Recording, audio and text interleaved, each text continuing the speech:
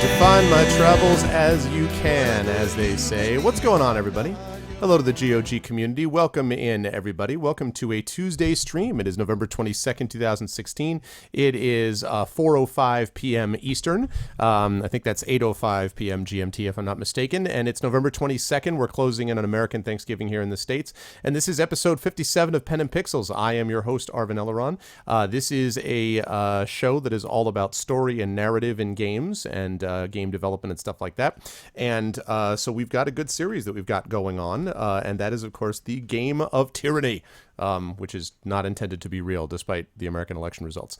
But that all said, we're playing some games and having some fun, and I hope you guys are all enjoying yourselves. I had fun. I was trying to do some work in the background while I had Outstar's stream on, and I had to say that game was reminding me a little bit of this game called A Tale of Brothers, A Tale of Two Sons, which I highly recommend if you haven't played it. It has one of the most amazing storytelling mechanisms involving a controller that I've ever seen, and you have to play that game with a controller because otherwise the story is lessened as a result. I can't explain why. You just need to play it to find out, but it is super, super awesome.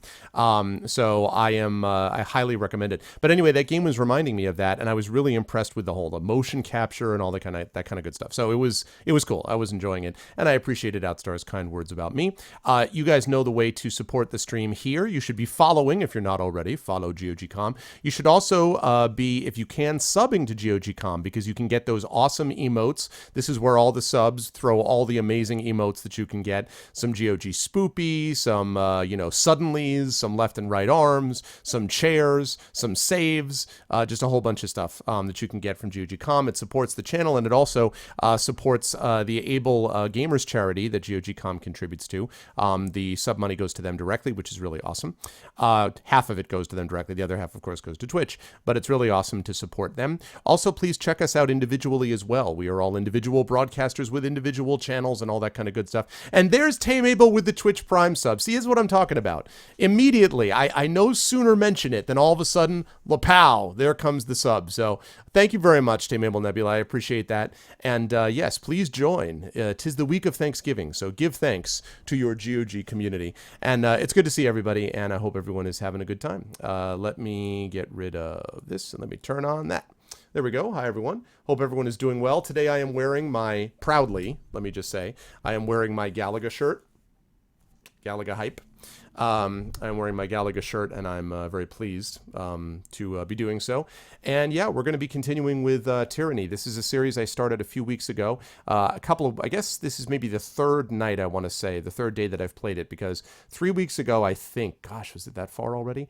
John Helfers, who's the guy who did the guidebook that you get with the Overlord edition of Tyranny, he was on with me, and then I want to say this maybe just the second day, because then last week I had Dungeons & Dragons with the GOG stream team, which we do once a month on here.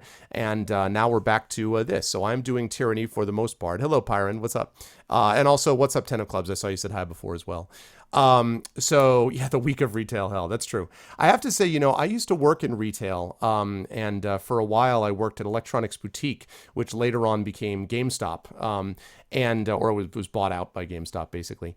And I always used to think, because I worked there basically between my master's and PhD, I worked there for a year, trying to get my student loan debt down. That did not work. And then I ended up working there part-time while I was doing my doctorate. And I have to say that I never minded Black Friday. Black Friday was just sales. The day that sucked was the day after Christmas. That day sucked because that was just returns. That was returns, exchanges, this doesn't work right. My son is upset because he's crying because we gave him this thing that doesn't work. Did you see it needed batteries? Shouldn't it say it needs batteries? It says that in big red letters. No, I would never, ever, ever of my own free will work a day after Christmas retail day. But Black Friday was not that bad. It was just sort of, you kind of buckled down and got ready for fun, and then you just sold a bunch of stuff. And so that was okay. Oh, it's still called EB in Canada. Oh, okay, cool.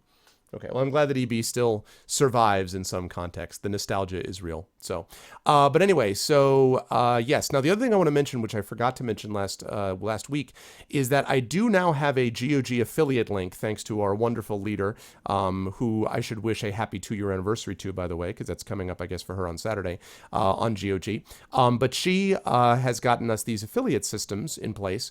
So I have an affiliate link. So if you were to click on game, and you can see it right now with Coro Ice, everything that comes from the question mark on is my affiliate link. So Tyranny has a bunch of different editions. It has the Overlord edition, where you can get the guidebook written by John Helfers.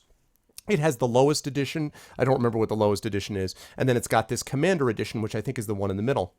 Whichever edition you choose, and frankly, whatever game you want to buy, if you put my affiliate link after it, it costs you nothing extra, but it gives me a few extra bucks to put in the till and put back towards streaming and all that kind of good stuff. So that would be much appreciated. If you guys like the game that you're about to see, that is the place to go and check it out. As I say, I only put it here for this one edition, which is the Commander edition, but it's available. You know, you can put that question mark and everything after it on anything that's available on GOG, and it will allow you to do that kind of stuff. So, okay, with all that said, I think the time has come, people, for us to get into Tyranny. By the way, this is the first time I'm playing this since I got my new graphics card. I'm playing Dishonored 2 over on my channel, and I had been thinking about doing it anyway, because my old card was a 760. It was starting to get a little long in the tooth. I had it for almost 3 years, and it was starting to chug a bit with some of the newer games.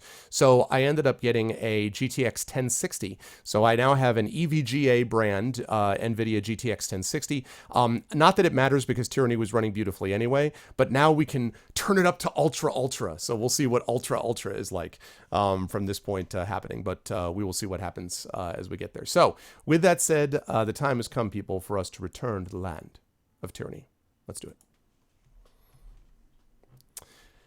Yeah, I think it's pretty good, Zarnathium, I have to say. I think it's pretty good. I saw this one very random review on GOG that was like, it was like, yeah, you know, the problem is the game is totally buggy and there's all these quest problems. And I mean, I'm only in the first few hours of it. I actually thought the opposite. I thought that for a game that had, in my mind, way less hype than Pillars of Eternity, that had a lot less attention being paid to it, I thought it was pretty polished to me from what I've seen. In fact, I have to say that to this point, I actually prefer it a little bit to Pillars of Eternity, although I do like Pillars of Eternity. But I don't know. So maybe it collapses in the 6th hour or something. But from what I've played so far, I liked it.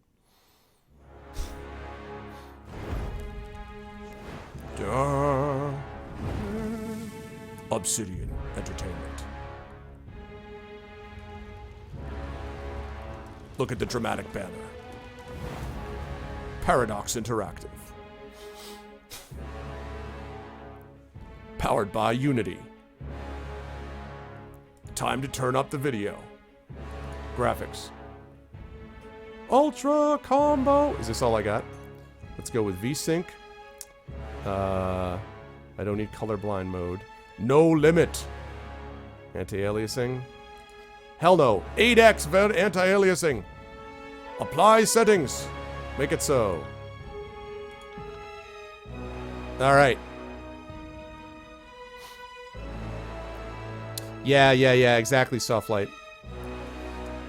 You had to quit pose. They broke your character with constant nerfs. I never had, I don't know, Leonette. Okay, see you, Raginator. I don't know, I have to say, Leonette, I liked Pillars of Eternity, but I actually liked the White March better than the original. I've only played part 1 of the White March, and I liked it a little bit better, and part 2 supposedly is even better than that. So eventually I'll be getting to that. It's a combination of workload and other things that are happening, but I'll get there eventually. Okay, we are in the disfavored camp. What are these? Oh, this is the autosave. Oh, that's cute. So that's autosave, and that's got to be the quick save, right? Very nice, very nice. Let's go with this. Let's do it.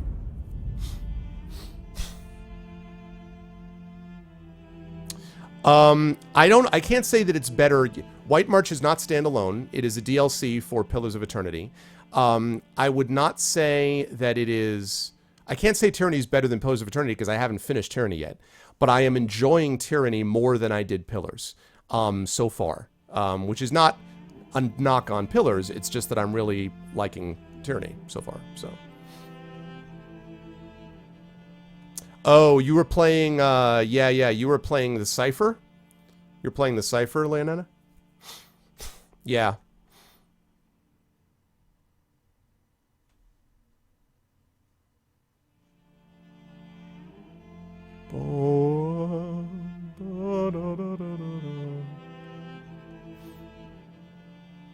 So how's everyone doing today? It's good to see you all. I wonder how Thanksgiving is going to go for the Americans in chat. And if you are not American, what are you guys doing on Thursday? You're just hanging out, going to work, going to school, taking care of kids, living your life, doing stuff? For Americans, we are on Thursday going to, most of us, are going to be with family. We are going to watch some American football. And Thursday night, I am going to, after all that's done, I'm going to be talking about Dungeons & Dragons over at another Twitch channel and then playing some Dishonored 2. Because that's how I like my Thanksgivings. Family, football, and then streaming. And that's mostly because Wednesday, grading, Friday, grading, Saturday, grading, Sunday, writing, and then all next week is writing. So, grading and citing. The setting is what gives Tyranny an edge over opposed to Tyranny. Yeah, a little bit. I also just felt like the game feels tighter with the exception of this initial load screen, which is ridiculously long. So I apologize for that. But it is long. It takes a long time for this to load. I don't know why. Yeah, it is. I know, Tim Abel, it is. It's just my desktop wallpaper. No, it's a long load time. I mean, this computer, I don't have an SSD on it, but yes, G. That's not true. There are some Americans. You're working on Thursday. You have a 12-hour shift. Ugh. Ugh. Okay. Alrighty. So here we go. Now, since it's been 2 weeks, I actually don't remember what the hell I was doing. So let's take a look at our journal, shall we? Okay. I remember that this is a timed mission because basically Kairos is going to have this edict read that's going to destroy all of this valley, and I happen to be stuck in the valley with everybody else. So we need to get the hell out. And that means we need to wrap this stuff up within a certain period of time. So let's see. Echo Call Crossing must be taken before Kairos' forces can press their attack on the Vendrian's Well Citadel. Help the disfavored subdue the rebels and take control of the crossing. Speak with the Iron Marshal at the disfavored camp to discuss how you should approach the battle for Echo Call Crossing. Okay. Taking the Outer Valley, the Scarlet Chorus are currently attempting to secure the Outer Ring of Endrian's Well. You need to help them deal with rebel forces in the area before Kairos' armies may safely march upon the Citadel. Speak with the Fifth Eye at the Scarlet Chorus camp. Okay, so those are so Battle of Echo Call and taking the Outer Valley. One's disfavored, one is Scarlet Chorus. And then the other thing is there's a shipment of Ironbound for the disfavored camp went missing somewhere, crowned Echo Call Crossing. Is Otanus, a blacksmith working in the disfavored camp, has a suspicion it might have fallen into enemy hands. Will greatly benefit the disfavored war effort if they had iron to repair or forge new weapons. Has reason to believe the settlement near Echo Call Crossing will be a good place to start looking for the missing iron. Okay, so what I think we're going to do is let's do the taking the Outer Valley first. That's the Scarlet Chorus one. Then we'll go do Echo Call Crossing, and when we're doing that, we'll be able to hopefully do the Forge-bound Iron one as well. So let's do Outer Valley, which means we need to talk with Fifth Eye at the Scarlet Chorus camp. Oh, actually, wait, we're in the disfavored camp, aren't we? So we need to go to the Scarlet Chorus camp. Am I still annoying the Scarlet Chorus? Any chance I get. Any chance I get, Charian. Yes. Yes. Why am I not able to move? Wait a minute. 8 days to Kairos' Day of Swords. I need to check my, no, that's not it. No. Go back. I need to...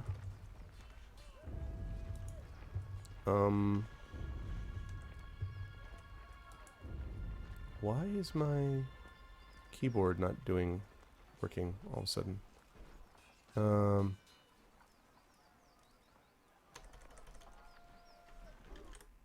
it is working. That's working anyway. Ah, there we go. Ah, yes. Wonderful. Cool, Ghibli. I could just rest for 8 days. Yeah, Disculty, but I like being efficient. The problem with doing the secondary quest first is that if I go do... Well, I guess I could... Yeah, I mean, I guess I could go to... I mean, I can do it whatever I want to. But I guess I could go here, take care of Echo Call Crossing and this, and then do Taking the Outer Valley. I guess I could do that because I'm already in the disfavored situation. All right, all right. Okay. You win, Discalled.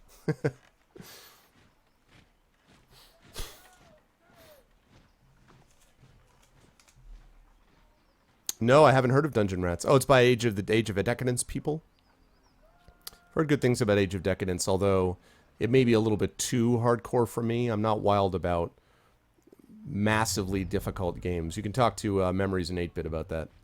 My non-love for roguelike, mostly because of the ridiculous difficulty spikes. Okay, disfavored, blah, blah, blah. Okay, settlement near Echo Call Crossing. All right, let's go talk to Marshal Arenos then.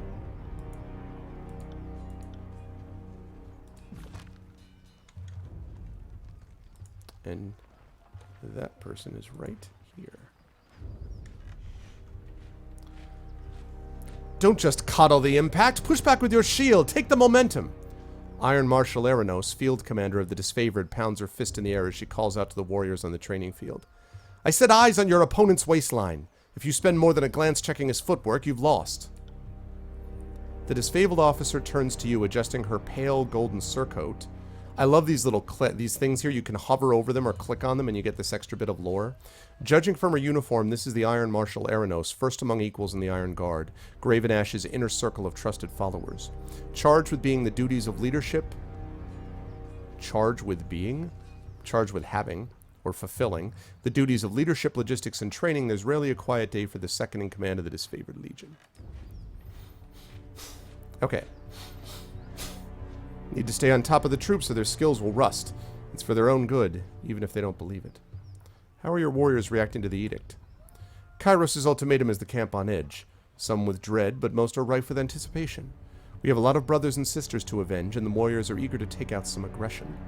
I, for one, choose to see the edict as a blessing, for it forces the generals to act, and we're long overdue. Alright, it was mentioned you're short on warriors and need help. What's the situation? Haha, what's up, Memories? I was talking about my love of difficulty spikes in roguelike games. I have brigades amassing along Placid, Echo Call, and Little Tooth crossings. The Vendrian Guard may be able to hold one bridge, but they cannot hold against a concerted three-prong attack. I have no right to give you orders, but we all die to Kairos' edict should we fail, so I'm not about to let my pride blind me to the value of good help. This is the second major attack on the river, correct? What happened last time? Defeat in detail. We carved a bloody path up to the river, but at that point everyone who charged ahead was lost. We had no chorus backup. It was just a few disfavored squads. I can't tell you exactly how they were defeated, but we lost the whole assault team. We found bodies washing up on the river for days. It's not often the Tearsmen put up such a good fight. It certainly made us reevaluate the number we'll need to take this valley. Barony multiplayer. I need to actually watch you guys playing that. I just keep hearing, like, rumors of this game. Really? Are you sure our scouts didn't give you all sorts of details about the enemy and you just choose to disregard our warnings? Let's see. We can pass out blame after the war. Only the Oathbreakers matter now. Quite right. Getting our emotions into the mix won't hasten this campaign. What's the value of taking the crossing? We can't just march from here to the Citadel with a Vendrian Guard manning the riverbanks. Fording troops and supplies through even the narrowest points of the river makes us vulnerable to attack, especially since our armor wasn't built for swimming. If we can take the river, we'll have a clear march to the Citadel, and Ascension Hall will be ours in no time. Ascension Hall is the name of the inner sanctum of the old Citadel built at the geographical center of Vendrian's Well. It was here that the Vendrian Guard signed the surrender of 429. Okay, the disfavored need my help? Trying to pour salt on my pride? We left Ford Resolution with 100 on 100, and there have been no reinforcements or reserves. I keep throwing warriors back into battle before they're properly rested. So yes, I need to rely on all our allies, especially since most of our allies are conscripted Tearsmen, worse than useless. If the disfavored didn't take every opportunity to insult the Scarlet Chorus, perhaps you'd find our help more forthcoming. Yeah, that's exactly right, Memories. I am not. I am not. Shut your snout, filthy mongrel. I won't suffer childish japes in my camp.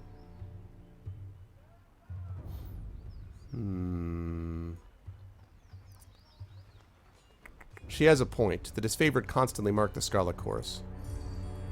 You've gained wrath with the disfavored and loyalty with verse. I'm mostly a disfavored guy, but there's some things where I'm gonna go with my gut, basically. The disfavored have history, pedigree, proper training, all the things these southern conscripts lack. We didn't train for decades to be peers and equals of these traitor tearsmen. We've lived lives of dedication to Kairos, and the chorus accepts any fickle coward too fearful to die by their convictions. What you're seeing here is disfavored bigotry at its finest. I'm somehow at fault because my country wasn't conquered before I was born. Forget that I chose Kairos. Forget that I chose the Scarlet Chorus. Forget that I chose to fight off rapists and killers to earn my place in the army, just for the dishonor to call me a worthless turncoat to my face. No one gave me a suit of armor that I could hide behind. No one issued me a sword and a measure of authority. I took everything that I have, and I fight every day to keep it. Fucking northern swine. My frustration was aimed at those in the chorus who accept Kairos lightly, like loyalty were some shifting breeze. I will assist. Then our plan just might work. We are loath to work with those who do not share our training and our values, but we know that Tunan the Adjudicator seeks only the most capable minds for his court, and I trust you will honor us all in the field. I will. What's up, Mort? How you doing, man? Antio will be leading the charge at Echo Crossing. Assisting you will be Barak of the Stone Shields. Before you ask, no, the Forge-bound weren't sloshed on Dappleseed when they fitted his armor. He survived the full force of the Edict of Storms, and this armor doesn't exactly come off. Tactically, it's quite brilliant, but otherwise it's something of a curse. Barak, come meet the Fatebinder. The soldier that steps up to you better resembles an amalgamation of rusted blades and mismatched pieces of armor fused into a vaguely human shape. He reeks of sweat, feces, and whatever oil treatment keeps him flexible. Fatebinder, the Iron Marshal has tasked me with keeping you alive, and I have no intention of disappointing her. That should be enough assurance for anyone. An honor. Likewise, good Binder. The soldier heaves a heavy iron arm into a salute, his whole body clanging as he wraps his gauntlet against the twisted sheets of metal that form his breastplate. Yeah, I agree with that, Chrono, and I have to say that part of that is Obsidian leading the charge. You know, Obsidian has done some pretty good stuff. And not just, by the way, Pillars. They did Pillars of Eternity, they did this game, but Obsidian also did Pathfinder adventure card game, which is very solid too. So Obsidian has got some good... Obviously, Obsidian had quite a bit of cred from before, but they really have built that up from time. Yes, that sounds like, it sounds like the dude from Pillars, the Bard guy, the Chanter. Oh God, what's his name? Oh man, the Chanter with the turban and he's the Amaoi or the Maui or the, wow, what's his name? What's up, Mort? I've been around. Well, I'm glad that you're happy. I've been around. I'm here. I'm busy doing a ton of work and writing and grading, but I've been streaming here, streaming on my channel. Pretty standard. Yeah, what the heck is his name? Does anyone remember the name of that guy? The Amaui... Kana, yes. That's who it is, right? It's Kana, right? The voice of Kana? Barak, is that you under there? I had no idea you were in Vendrian's well. Fatebinder, do you know this walking anchor? Just a minute. You two know each other? No. Oh, that is to say, yes. I'm already as familiar with this ironclad halfwit as I care to be. We don't have time to trade jabs today, Verse. After the siege, you can throw as many tantrums as you please. I suggest that we remain focused on the mission. Patrick Seitz also voiced Arthas, Menethil, and Garrosh Hellscream in World of Warcraft, as well as Artanis and Scarcraft crew. Wow, nice. I only know about him from Pillars. No offense to the mission, but seeing you looking like a garbage heap and reeking of a mass grave is more amusing by far. Did you forget how to don your armor, or did Grave and Ash leave you out in the rain? Damn, shots fired. I don't believe we've been acquainted. It's challenging enough to experience battle from a courtroom, much less remember the faces of your cohorts. I wouldn't expect you to know me under these accursed blades of rust. The Fatebinder will be joining us for the push across the river. I figured an extra hand might help. And more importantly, if any worries come true and the chorus tries to impede the mission, we will have an observer from the court on our side. I will be streaming on my own channel this evening at about 8:30 p.m., so around 8:30 p.m., give or take. And I'm going to be streaming the next session of The Rise of Tiamat. Dungeons & Dragons with the Infinity and Beyond crew is tonight. So, yeah, I'll be on tonight. Better to work with the Honorable Binder than some chorus children. Well, I'm building up some disfavored favor. Disfavored. I'm building up some favor with disfavored. I ask that Barak accompany you there to arbitrate the cooperation between his company and the Scarlet Chorus. Well, I already like him. I like him better than Verse already, so. Barak, you've been without a cohort since the last Battle of Stalwart. It's time we gave you a task more worthy than hauling wagons and leading training drills. Ash has assigned you to the Fatebinder's service. You're to assume this task is ongoing until we find a more permanent spot for you, which could very well mean the swiftly approaching end of this war, or when the Fatebinder dismisses you. Is that understood? Eastern. Eastern. Barak regards the Iron Marshal in oppressive silence. That's an order, Barak. He can be as stubborn as pulling a spire out of the earth, but he's a good soldier. I hope you don't mind the company. I'm honored to have a member of the Iron Legion at my side. Favor with disfavored and loyalty with Barak. Excellent. I look forward to your success in the field. All right.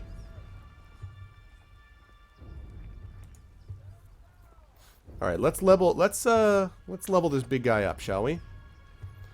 He reminds me of somebody. What is that look reminding me of? Oh man, it's reminding me of something. I don't remember what though. Okay, let's see. First of all, what the hell is this guy? He's just a big fighter dude, right? Two-handed weapons. Okay, yeah. So he's a big two-handed weapon guy. So, attack and ability, strength. So he's going to be my tank.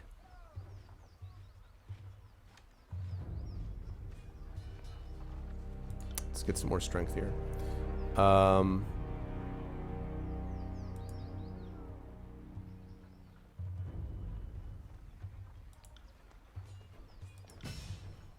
Alright. Now we got some Barak's talents.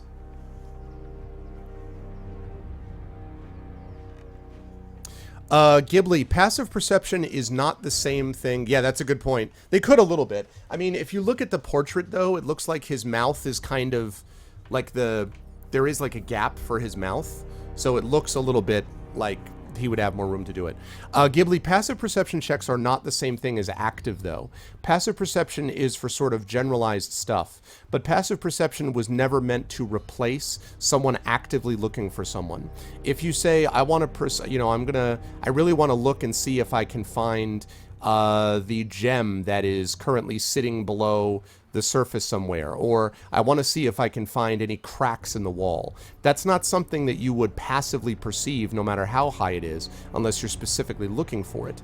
In fact, to use an example from Testament of Sherlock Holmes, one of the things that makes Sherlock Holmes a great detective is that it's not just that he knows what detail, he sees everything. It's not just that. It's that he knows what details to not focus on, what details are unimportant, and what details are important. And that is based upon long training, and it's active perception that's involved. So that's the way that I run it in my campaign. Passive perception does have value when you have people that are creeping up on you or things like that. But most of the time, active perception still is the thing that gets called upon for a lot of the actions that a party is going to want to take. So, nice, Mort. I'm glad to hear it, man. I'm all about that reading. Yeah, crack. Different kind of crack. Different kind of crack. Okay. So, striking iron. Okay. Like that idea. Increases one-handed and two-handed weapon damage. Engagement attack. Have their resolve reduced. Fierce demeanor. Oh, man. Although I do like the idea. This is tough because I like the idea of increasing melee weapon damage, and I like the idea of the engagement attack, and I like all of these, but I also want him to be the tank. So I'm thinking I ought to put a point into it. Yeah, no, Ghibli. It's actually it's the way that I've generally done it, even in 5e, because I think sometimes passive perception. I think sometimes people overuse it, is what I would say. So, and I also try not to overdo active perception. Sometimes, by the way, there's things you just see. Like, I never understood the dungeon masters who are like, okay, roll a perception check, and you're rolling because you want them to see if they see an onrushing green dragon in a complete blue sky with no clouds that's directly ahead of them about 1,000 feet. A green dragon 1,000 feet above you coming at you roaring in the blue sky does not require a perception check. Okay, you just see it. So, nice, Mort. Oh, man. I'm so... Oh.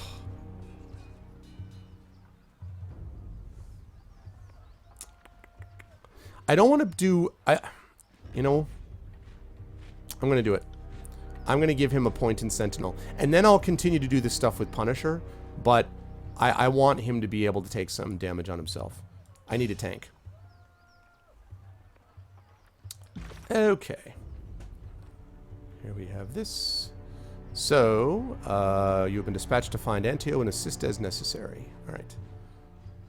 Cool. Alright, let's chat with this.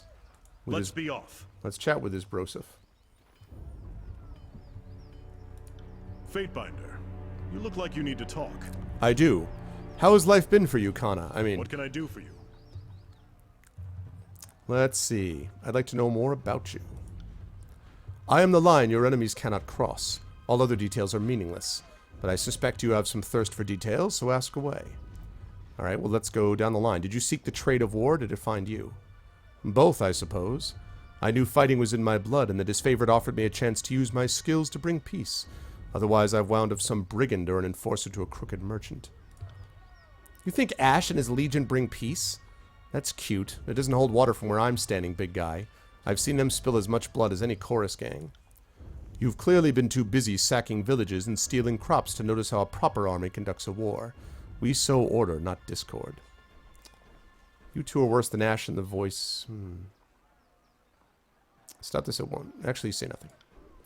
Enough of this. You're making us both look foolish before the Fatebinder. May I continue your story, or do you plan on interrupting again? The disfavored needed recruits in anticipation of the march south. They offered to care for my mother and brother as long as I stayed with the Legion, which is a better guarantee than you'll find anywhere else.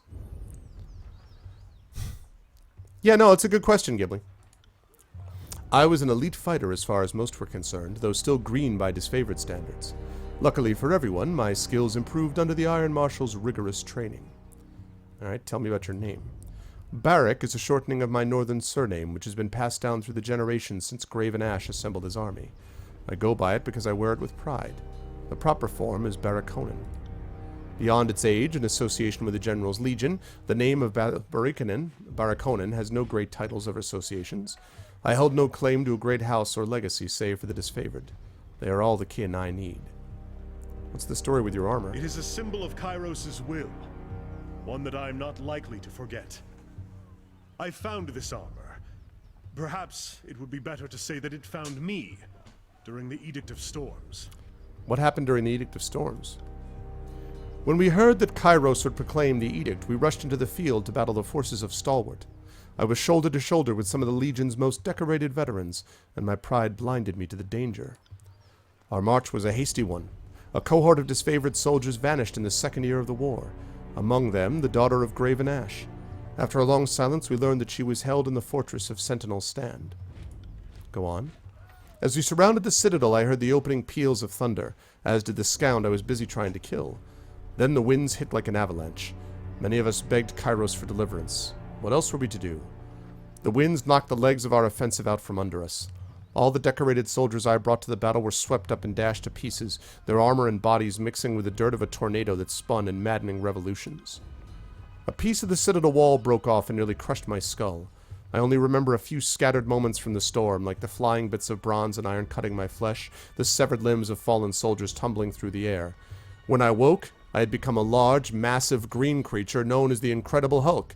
Since then, I've attempted to gain my legacy as Dr. Bruce Banner, and then he turns and walks away to the sound, doo-doo-doo-doo, doo-doo-doo-doo.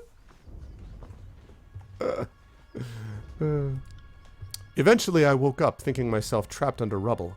When I rose and felt like I was buckling under my own weight, that's when I realized I was stuck, right and truly stuck inside this heap of scrap. What happened to Ash's daughter after the edict hit? She was trapped behind the walls of Sentinel's Stand, imprisoned by Kairos' storm as well as the fortress itself. 1,000 soldiers standing shoulder to shoulder could not have endured those winds to rescue her. How did you survive when everyone fell? That is a mystery to me as well. Did Kairos hear my plea for mercy? Did this heap of scrap metal protect me, imprison me, punish me? He rubs the back of his helmet with his gauntleted hand, a pantomime of a gesture his armor prohibits. That's a nice line. One of the things I want to point out, by the way, when I do this, I try to point out good aspects of writing. One of the things you try to do as a writer is you try to have your work serving double duty. That is, when you can, having lines and words stand for several things at once is often extremely useful. In other words, just spinning your wheels or just having a sentence that just advances the plot or whatever is not nearly as helpful as something which advances the plot and develops character. And it's about sort of efficiency of prose, really. So when you have something like that, rubbing the back of his helmet with his gauntleted hand, a pantomime of a gesture his armor prohibits, it both gives you a sense of the visual, which is that that's what he's doing, so you can see that. It makes you think about the idea that he's thoughtful, he's considering his fate. That gives you a little bit of an insight into his character, but it also points out the punishment that he must face because he's locked inside this armor. So it's subtle. It doesn't go on to say, would he ever be able to scratch the back of his head? What was it like to be inside armor? You know, it doesn't have to do that, but it really sort of handles both of it together. So I like that kind of thing. I don't have enough fingers or toes to count the possible reasons, so I try to not dwell on them. You're generally stuck in there, haven't tried taking it off. This is going to get me. He's not going to like that. Oh, okay, he's alright with it. I made attempts in the past. Even had one of the beast haulers, hello Kilobyte by the way, pull on the helmet while another pulled on my boots. The men in the phalanx have taken great pleasure in trying to find ways to liberate me. In time, I grew weary of the struggle. Sometimes I fear that removing the army would be to question Kairos' judgment and wreak a more odious curse. Looks like pretty solid protection. That would be an understatement. If only it protected me from foolish questions. Barak regards you in such a way that you can tell he's rolling his eyes. A forlorn sigh escapes his helmet. So, what's it like going to the bathroom? Whatever, you all thought it. You all thought it. Yeah, it's a good question, Mort. Do you handle your own repairs? I try to keep the surface oil to slow the spreading rust, and I bend the plates from time to time. But repairs? Maintenance? No. If you have any ideas of how to better maintain this situation, I'm open to discussing them. Right back to my questions about you. As with Aldous Favorite, I assume you grew up in the Northern Empire? That's right. I grew up in Battle's Rest, then trained at Fort Resolution before they marched me out to support the 2nd Cohort. I hope to spend my rusting years in Fretton Shores, unless of course I die in glorious battle, which would be preferable. My mother is good with the soil, my father with rings. He spends much of his time away on one merchant's errand or another. Still, I'm lucky to say they're both alive. Now let's speak of something else. Would you like to discuss removing your armor? Though we are encouraged to couple and mate within the Legion, I don't consider you one of my cohorts. I think I'll decline. I wasn't talking about sex, Barak. You weren't? Forgive me. It's been some time since anyone made an advance, and I'm long out of practice, as you can see.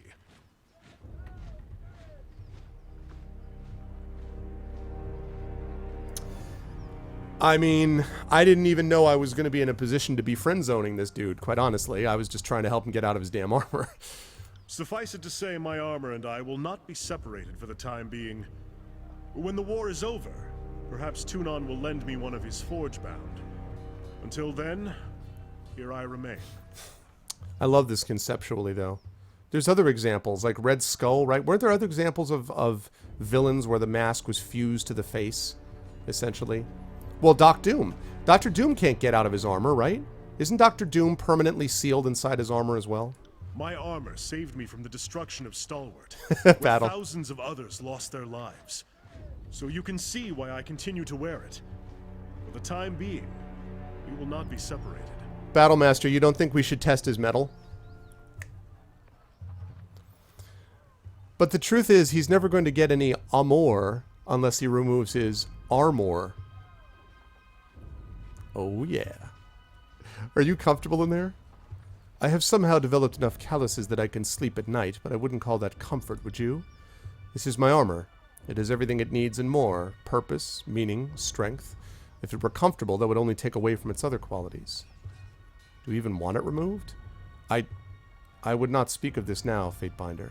But please, consider the topic closed. As your commander, I'm concerned about the state of your uniform. No.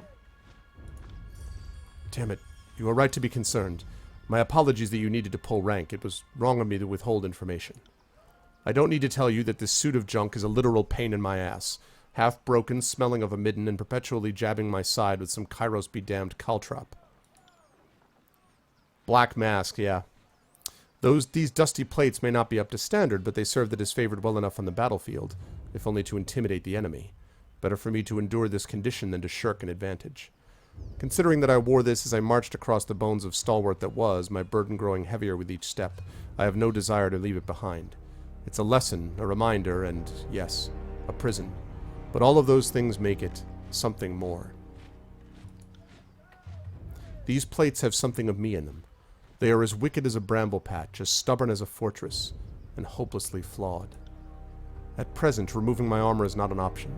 If that ever changes, I suspect the tears will tremble with the impact of my collapsing fortification. What a day that will be. I like this dude. I officially like Barrack. Way more than I like Verse. What does Graven Ash think of your predicament? I suspect that he doesn't. Not to besmirch the great general, he has larger matters to consider than any one shoulder's woes. His shrug sends a puff of debris clattering to the ground. How long do you think it can last? The armor hasn't shown any sign of weakening, and my maintenance regimen is all that keeps it from rusting solid. Were I to stop applying oil and give in to entropy, the shell would harden to a degree that no forge master has ever seen. I think it could very well stand for as long as the old walls with my skeleton peering out from the depths. And someday, not even that. Oh yeah, Coyote? Now, isn't that a cheery thought? Alright, tell me about what you can and can't do.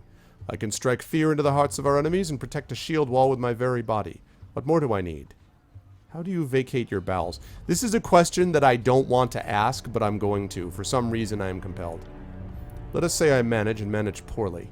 The parts of this misbegotten thing I can reach are in better repair than the ones I can't. How do you take pleasure from life?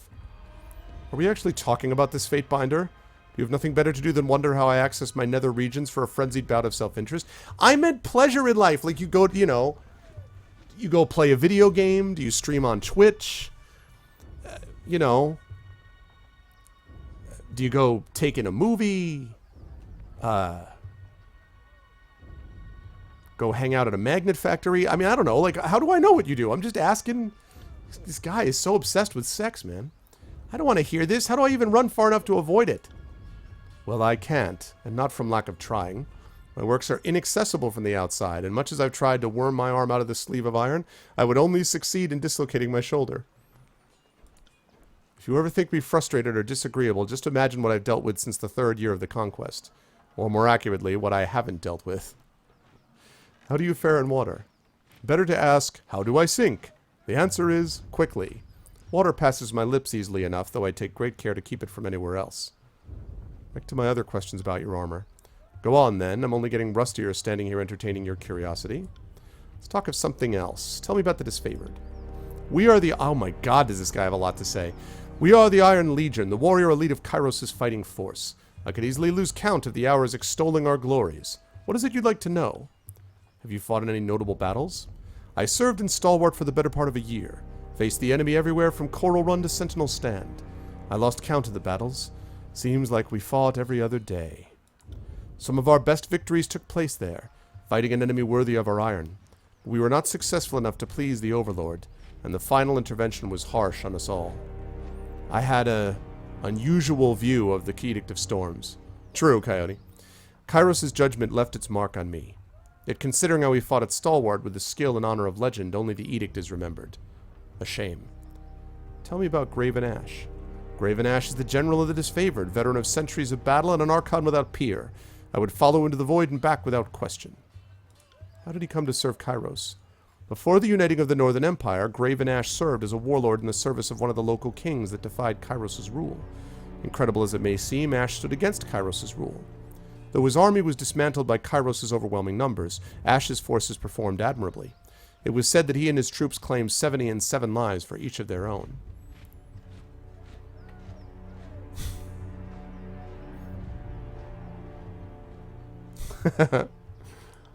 Kairos took an interest in the military genius that bloodied his army. Graven Ash was summoned to a conclave of archons, and though he was sent in chains, he left as an archon, having been granted a position of power in Kairos' great host of war. Thus the disfavored were born. All of us today trace our line back to those warriors that impressed Kairos with their will and tenacity. The only difference is now we fight on the winning side. Though the general seldom speaks of it, I know that Ash humbled himself in order to spare his troops the brunt of Kairos' punishment. His loyalty to the old blood of the North is beyond question. He made the right choice to save his troops. And he would make it again to save any of us. There's never been a more devoted and attentive leader. Alright? So he definitely loves him some Graven Ash. What else do you know of his past? I follow him into battle. I'm not his personal scribe. And if I did know more of him, it would not be my place to say. Alright, as an Archon, what magic does he wield? This is all useful information. Is that true, Duskalti? Yeah? No. Ash works his magic through us, his soldiers. When we do battle, Ash seems to know the events even before our runners have given word. Most importantly, though, he protects us. It's a bit tricky to explain unless you've experienced it. I can think of countless times I've been struck by a spear or hit with an axe and even run through with an arrow, and in each of those moments the pain and injury just cease to be. None of us know how he does it or how he can sense that we're in danger and intervene from afar, but I suppose that's why he's an Archon. What he does probably wouldn't make sense to someone like me. Okay, so how do you feel about him? How do I feel about him? Archon Ash is the bravest, warmest, most compassionate general who ever lived. He's a living icon of leadership and courage. Oh my god, does anyone know what that would remind me of?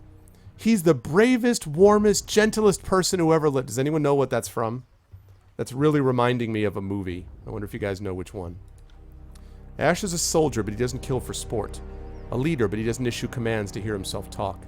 He demands discipline and sober conduct of his troops, and I applaud such standards. Alright, what can you tell me of your time in the Legion? I joined the Legion 3 years before the Conquest of the Tears began. Though handy with a few weapons, my size may be the perfect addition to a phalanx. I have served with the stone shields ever since. What's up, Mano? Proud to say I've stood front row, right corner in over a dozen battles. That has been my place ever since the Iron Marshal gave me the assignment. The Bastard City, the Gates of Judgment, Vendrian Pass, Ocken's Ring, a quick tour in Barrison Chains, and then Stalwart. I spent a long time in Stalwart. Lost a lot of friends there. No, not Princess Bride. Not Forrest Gump. Yeah, Mano. The Manchurian Candidate. Which is a very good movie. If you haven't had a chance to watch it, it's got Frank Sinatra in it, randomly, and also it's got Angela Lansbury. It's one of those things that it's a good movie, and also when you watch it, and I'm talking about the original Manchurian Candidate, also when you watch it, you immediately are given access to a whole series of references and memes. You know? No, not Natural Born Killers. What are the other disfavored lieutenants? They are Graven Ash's most trusted officers and warriors from the Iron Guard. Between Ash's arcane powers of command and his cadre of gifted leaders, there is little confusion or chaos in the ranks. Alright, so tell the one they call Iron Marshal. Part of the reason I'm doing this, by the way, is not just because I'm interested in his story, but because it allows me to gain loyalty from him. And the more loyalty I gain, the more different of his abilities that I can unlock. So I'm also doing this for a practical reason. It's also in Dumb and Dumbers, is it really? She takes it upon herself to train and harden our greener recruits. Not only that, she has a keen eye for talent and now to foster it for leadership. She's the youngest member of the Iron Guard. Her family line served the disfavored back before Ash bowed to Kairos. Say what you will of how many seasons she's weathered. Her lineage is impressive beyond measure. Who's the deer with Cairn? Tall as the hill, Cairn is the Archon of Stone, master of earth and soil, destroyer of mountains and cities. He is the reluctant leader of the Earthshaker Guild, though he's less their teacher and more their object of study. The massive Archon is sworn to Graven Ash and provides arcane support to the disfavored war effort. Okay, so what about Radix? An Earthshaker who swore service to Cairn a few years before the conquest. Since Cairn is gone, the cult now follows Radix. Unlike his Archon, at least he knows how to follow orders.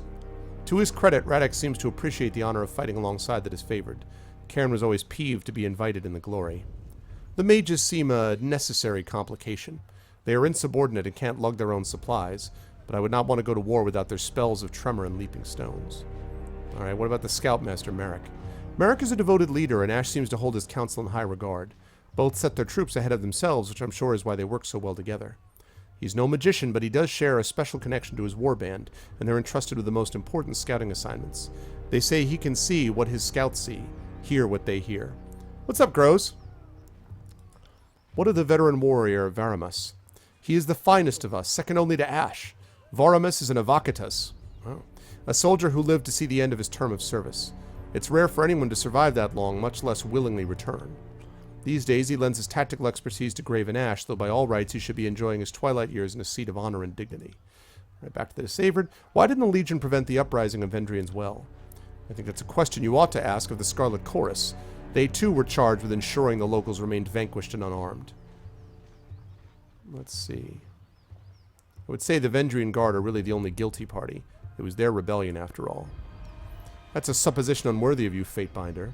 The Tears are but children before Kairos. We don't blame them for their ignorance, but the responsibility to set them straight is ours alone. Don't agree? What more can you tell me of the Legion? The disfavored accept only the finest warriors. We're all volunteers and soldiers by trade, not farmers and fishmongers pressed into service. There's a century of tradition, honor, and tactical mastery in our ranks.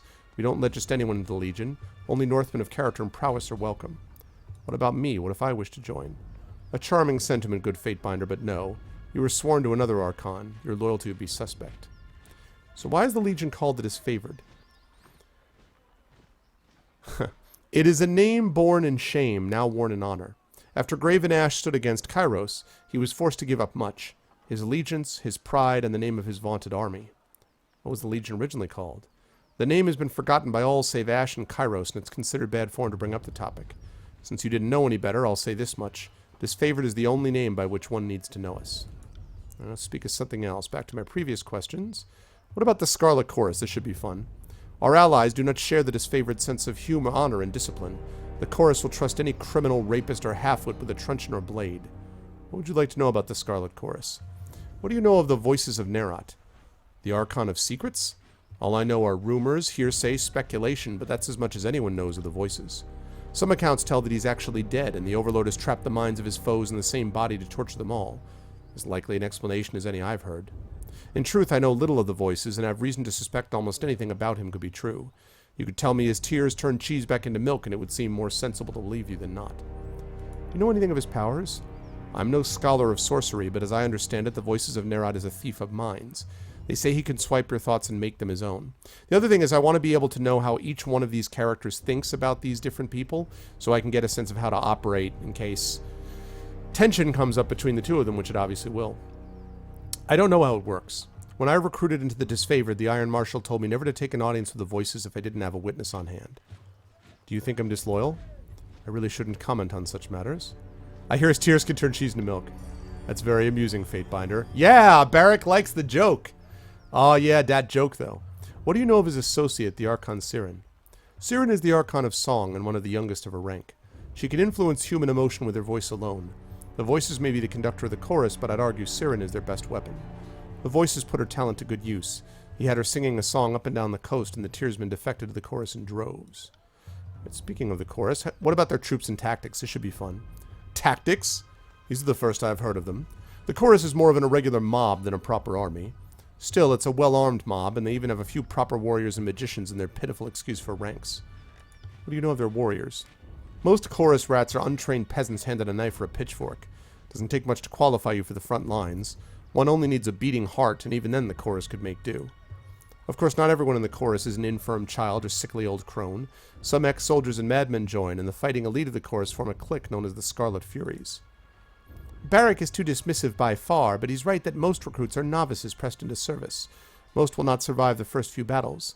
Those who live will have experience to lead, and those who fall can easily be replaced. Alright, well, what sort of magic does the chorus use? The Blood Chanters are the mages who follow the Voices of Nerat. Like the chorus itself, their order is not steeped in tradition and antiquity, rather built on knowledge stolen from other guilds. What? 0 seconds? I seriously do not understand. I don't understand time zones, I guess. Because 3 hours later than when I started is 24, otherwise known as 0. Let me go fix that. Ugh. I don't understand why. And then I put in 24 and all of a sudden it's in 0 seconds. No. Incorrect.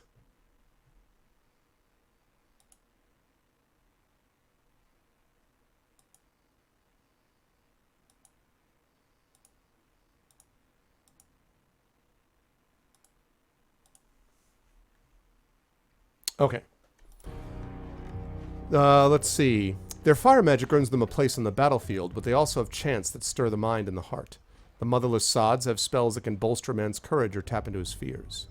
It's a mob, how's it led and supplied? The Voices of Nerat gives orders to his elite commanders, who in turn send instructions out to the gang captains. But beneath that hierarchy, it's chaos. Whole gangs will break from the larger force and disperse back into their homelands. The chorus is inefficient beyond words, and yet more bodies keep coming in to replace those lost in the mess. Inefficient? Every week getting lost in the shuffle is one less burden to those in the choir still dancing to the song of battle. Our ways must be harsh, otherwise the stupid and the soft will inherit the chant.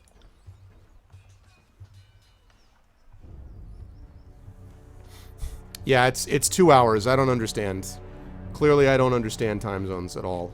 I don't get it. Anyway. I don't understand, but never mind. The chorus has a lot of mouths to feed, so the conscripts that can't or won't fight are made to gather food and water. Else, I'm told, they're fed to the pigs, becoming food and water in a sense. A fine contrast to the honor, efficiency, and decency of the disfavored. The Legion demands courage and tenacity, but provides us with good iron, and does not leave its soldiers to forage like vultures. Alright, how do you think the Scarlet Chorus convinced so many Tearsmen to join? It began with Siren. She had a song that got whole villages marching to her will. And once these peasants killed their neighbors or cousins in service of the Voices, it either hardened them into warriors or broke their mind for servitude. Lots of criminals and drifters joined the chorus too. It seemed like the scum of the Tears just need the promise of glory and sanctioned debauchery to turn on their neighbors. It's not pretty, and it shouldn't be. The chorus is a forge. All the dirt of the Tears goes in, and the finest bits are refined into weapons. There are many that join the Scarlet Chorus because they wish to join the winning side. It's a shame that such patriots were not born to proper northern stock. Too weak or too slight to be disfavored. Oh, you know what, Christensen? I'll bet that's why. I'll bet you're 100% right. That must be why. I must have forgotten that. Let me fix that. Good call. That would explain it. Let's see.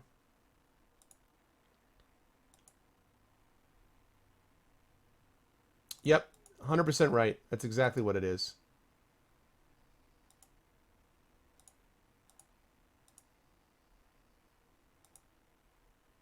Okay. Now it should be working.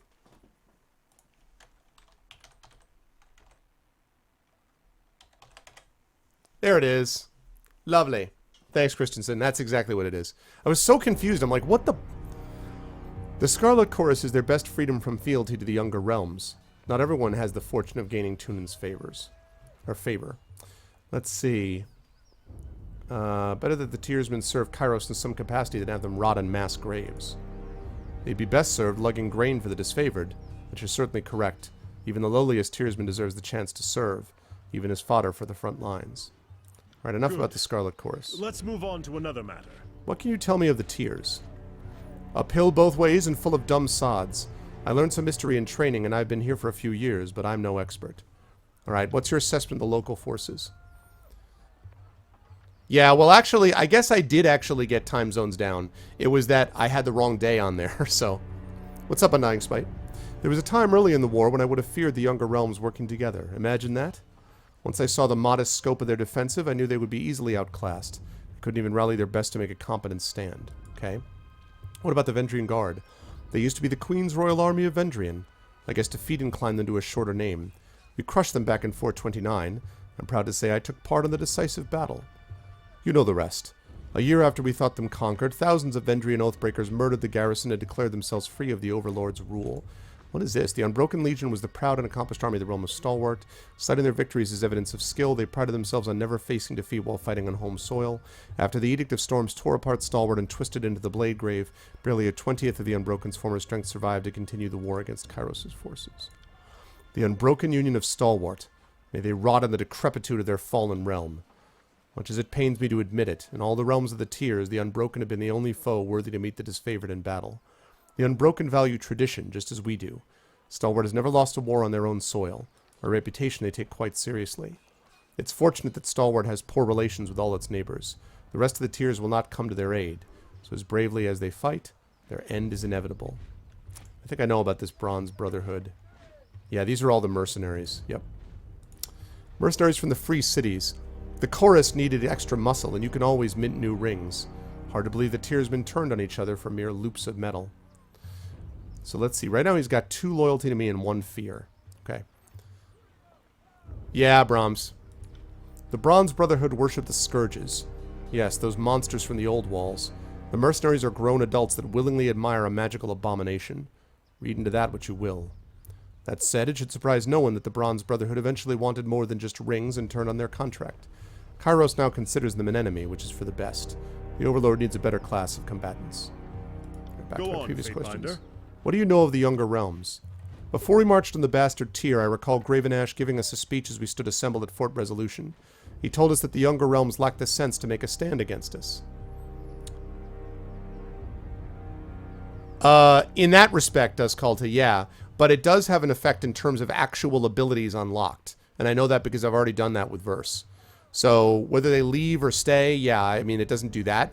From what I can tell, I agree with you. But it does have abilities unlocked. So that's something. I don't think I need to point out that the average Tiersman is just plainly inferior to the sons and daughters of the North. For every one of ours they kill, we must drag a score and a half bleeding into the soil with us. Okay, so we've got a cold-blooded killer in Verse, and we've got a racist. This is like talking to the Stormcloaks in Skyrim. I still like Barrack, though, but he's up on the elitism, dude. I'm waiting for him to just break into PC Master Race, you know. It didn't help that they're afraid of magic and relied on their battlefield prowess to stage a defense. What do you know of the Beastmen? They drilled us on Beastmen combat before the invasion, but it did little to prepare us. The local savages are lacking in brains, hygiene, and the ability to arm themselves, yet the prime hunters of their species are formidable. Aside from being rapacious killers, the Beastmen make good haulers and laborers, once you've killed a half that won't follow orders. Never mind about the tiers. You seem like a more than capable fighter. I trained with a spear and shield in my youth, but gave it up the day I earned disfavored iron. I can still throw with some accuracy, but it's a challenge these days. Why? Were you interested in a sparring session? Show me how a northerner would impale a wild boar. It would be my pleasure. This is a traditional hunting technique, but I've used it a time or two in the arena. Give me that javelin. 5 two-handed weapon skill ranks. A spear, where he feints, baits the enemy by dropping the defense, follows through by extending the weapon in a graceful plunge. He executes the maneuver several times. You're taken aback by his grace. When you're finished, Barrack looks out into the northern horizon in thoughtful silence, saying no more. But wait, aren't I using a shield? Oh man, I hope I didn't miss something up here. What do you think of our circumstances? The edict left little room for confusion. A representative of the Overlord must breach Ascension Hall before Kairos' Day of Swords and must assume death is the price of failure. We should assist the disfavored in their siege preparations, as only the Legion should take the Wells fortified citadel. It wouldn't wager a wooden ring on the Scarlet Chorus impressing anyone but the Vultures. Alright, what are your thoughts on me and my deeds? Any reservations I have aside, your military record speaks for itself. You are Tunan's Fatebinder, and my opinions on the matter don't come into it one way or another. I sense a child sneaking up at me from behind. Hello, my love. I just have a question. Where do you want to? Do you want to get something from Japanese, or do you want to order it someplace else with Mommy?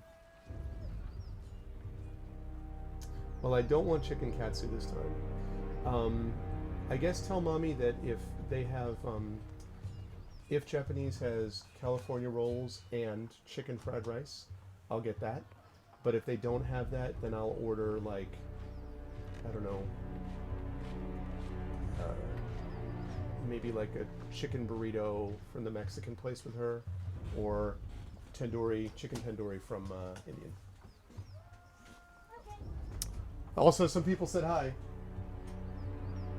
They all said hi to I'll say hi back. you. She says hi back. Okay. Alright. Not for long, Glob. As soon as I get a chance, perhaps my loyalties will be swayed. My wife is short. Yeah, not my wife. Also, my wife is not 8. So, what do you think of our travel companions? I am more accustomed to traveling in the company of soldiers, so I'm out of practice judging the worth of civilians and miscreants. If you had anyone particular in mind, I'll give them some thought. This should be fun. What do you think of Verse? I try not to. She's a force of chaos, an agent of the voices of Nerat. Taking her into her confidence can only lead to ruin. Yet she is a capable fighter, although I've never seen her do so. For the time being, I'm confident you can trust her to serve your interests and rely on her skills in the battlefield. She may even offer some useful perspective on the war. Woo! That is a lot of talking, people. A lot of talking. Fatebinder, always a pleasure. I just want to ask her about what she thinks of What him. do you need? What did you have in mind? What do you think of our guy? What do you think of Barrack? He's... well, I'll give him some due credit. He's more complicated than he looks. He's still an intolerant and unapologetic bastard, but that's more his business than mine. Alrighty. So now... Oh, yeah, no, people know her name. That's okay. They're going to know her name anyway if they've read my first novel, Mano, right? Her name is Senevine, in case people are wondering, and she's named after a character from my first novel. Yeah, that's basically it. She's tall for her age, though. She's always been, like, 75th to 80th percentile in terms of height. All right, let's see. I like how this is all locked. Fused, fused, fused. This, however, is not fused. That's the best item you have. Wait a minute. There's got to be... You got to have a better sword than that. Man, I sold all my stuff. All right. How about this? It's one-handed, and he's got a shield also.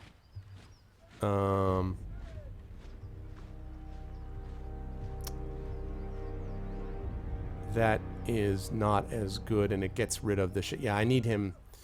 I need him to be able to have... Yeah, no. I need him to be able to have a shield. Because he's going to be my tank. Speaking of which, by the way. I live for the Vanguard! Yeah, you just... I'll be right back here if you need me. Okay. Oh, thank you, Mort. I appreciate it. Alright, let me save that because we just got a lot of stuff done. Alright, I need to go check out weapons, and then we're going to actually go to quests. Thank you guys for being patient. Whoops. Thank you guys for being patient as I went through this. But, you know, again, it's about story for me, but also I want to make sure that I was able to unlock abilities. Oh, speaking of which, did I unlock any abilities? Unlock any abilities for you?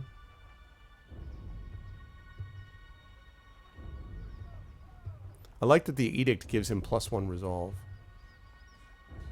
Okay. I guess not. Oh, way back in the day. Yeah, yeah. Well, in fairness, Mort, in fairness, she is going to be 9 next, in about a little, well, let's see, the 20th, 2 months. So she's 8 years and 10 months. So she's going to be turning 9 in 2 months. So.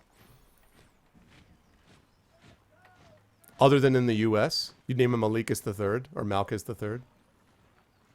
You talking to Malchus or to me, Discalti? What might I do for you? See something you like? Let me see your wares. Alright. What have you got? You got that bronze axe. 10 to 12. That's somewhat better. Now let's pick up a notch here, shall we?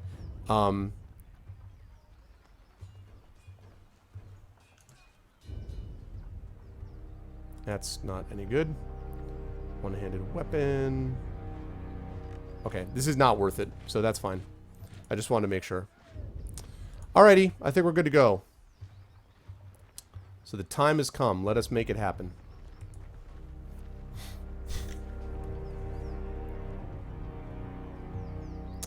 I know it, Mano, right? I know. And she's closing in on being almost halfway done. Well, I guess the school year is a little longer than that, but I mean, once she gets past December, she'll be basically halfway done with 3rd grade. She's going to be in 4th grade next year. It's crazy talk. If you want to feel even older than that, how about the fact that my son, Kalen, is going to be 6 months old in 2 weeks? 2 weeks from now, he's going to be 6 months. Turn out 6'5". You know, I'm 6'3", and I would hope, you know, if she lands around right, you know, 6 foot, 6'1". Basically, if she gets to be about 6'1", she should be all set to be a tennis pro, and that will, you know, that'll be a great return on investment. You know, I think that'll be very solid. So, okay, Echo Call Crossing it is, even though the Scarlet can't. Scarlet course comes first. Your path is blocked by a small group of Vendrian Guard. You can go no farther until you deal with them. Rebel scum? Can she... You mean he? Kalen is a he. Oh, I see what you're saying, Menno, yeah. Kalen is a he, but no, he cannot crawl. He's not even... he's 5.5 months, so he's sort of sitting up by himself. But... Ebb. A woman's voice booms from atop a nearly outcropping. Flashes of aquamarine body paint. Okay, the blue body pigment, bladed staff, and complex braided attire are the traditional trappings of the School of Tides. According to Fatebinder Rogalis, the majority of the school fled before the coming of Kairos. The remainder were last seen during the first campaign in Vendrian's Well. The School of Tides traditionally studies the magic of water and gravelight, the art of directing the moon's arcane light into baleful, searing energy. That's cool. What is that in real units? It's... Not in my old age, 10. I'm looking for her to provide for me in my age right now. We get her out on that court by the time she's 16. You know? I could have her providing for me before I hit 50, you know? 14. She'd have to be... Yeah. 14. What's up, Liquid Bling? Okay. Lovely. Flanked on either side by warriors dressed in Vendrian Guard regalia, the woman leans on an elaborate bladed staff pulsing with arcane energy. A swath of blue fabric rests draped over her arm. The blue flag is a symbol of diplomacy and truce recognized across most of the known world, and it's a custom the Tearsmen hold dear. To harm another person under the auspices of a blue flag is a grave offense. In both the Tears and in Kairos Empire, the customary punishment is death. Okay. In accordance with ancient customs north and south, I offer and request a delay of blade. There are matters we must discuss without fear of reprisal. All right. In accordance with ancient customs north and south, I abide by this truce. As is our custom, we are ready to kill to defend our lands, but we kill only in fair battle. We don't slay our prisoners. We know this isn't Kairos' way, but we must have hope. I hear you, Brahms. Yeah, man, you got to have faith. It'll happen. Brahms, have you ever considered co-sleeping? Because that's what we did actually with both of our kids, and especially with Kaylin. Co-sleeping has been like, it's meant that like the whole every parent is exhausted thing has not happened nearly to the same degree. Because basically he can nurse while my wife is asleep because he's on, he's with us. So co-sleeping might be one option to help a little bit. Min-maxing your offspring. Yeah, that's right, Mano. If you guys come to my chat tonight to watch me play some Dungeons & Dragons, Series Runner, who's a streamer, a guy I used to stream quite a bit on Twitch. He's a game design, graphic design guy for games and stuff like that, and an artist, basically, as well. And he's like 6'6", and that's tall, yo. All right, so... A few of my kin have gone missing, and though they may have perished, I have to inquire on the off chance they still live. If Captain Tarkus Deimos still lives, we would negotiate for his release. One of the leaders of the attack on Edging Ruins, Tarkus Deimos, was subdued during the battle. In accordance with the Scarlet Chorus request, you ordered Deimos conscripted into the chorus. Tarkus Deimos is with the chorus now. Then if we see him again, it will have to be as enemies. Sorry, lady. If I may make one more inquiry. What of Palox Tyrell? Did he survive? Though you rarely had the luxury of matching names to the countless Tearsmen you've encountered, you're reasonably certain she's asking about the Vendrian Guard warrior that took Drastus hostage at Edgering Ruins. He did not survive the encounter. Palox Tyrell is dead. My apologies, Fatebinder. I had a terrible feeling this errand was in vain from the start. I had no expectations that our friends could be saved, as I'm sure the time for swapping prisoners is long gone. But at least I know of what became of them. That'll have to be enough. I have some questions for you. We shouldn't be socializing with Oathbreakers. Shut up, Barrack. You just stay over there, Tin Man. All right, Mr. I Only Had a Heart. I will entertain them as best I can. After all, understanding is the only hope we have. What is it you wish to know? I've gotten elbows in the face. Oh, I hear you. Let's see. Why do you resist Kairos? What are you trying to save? I grew up without my knee bent to Kairos, and if I'm going to bow to someone, let it be another Tearsman.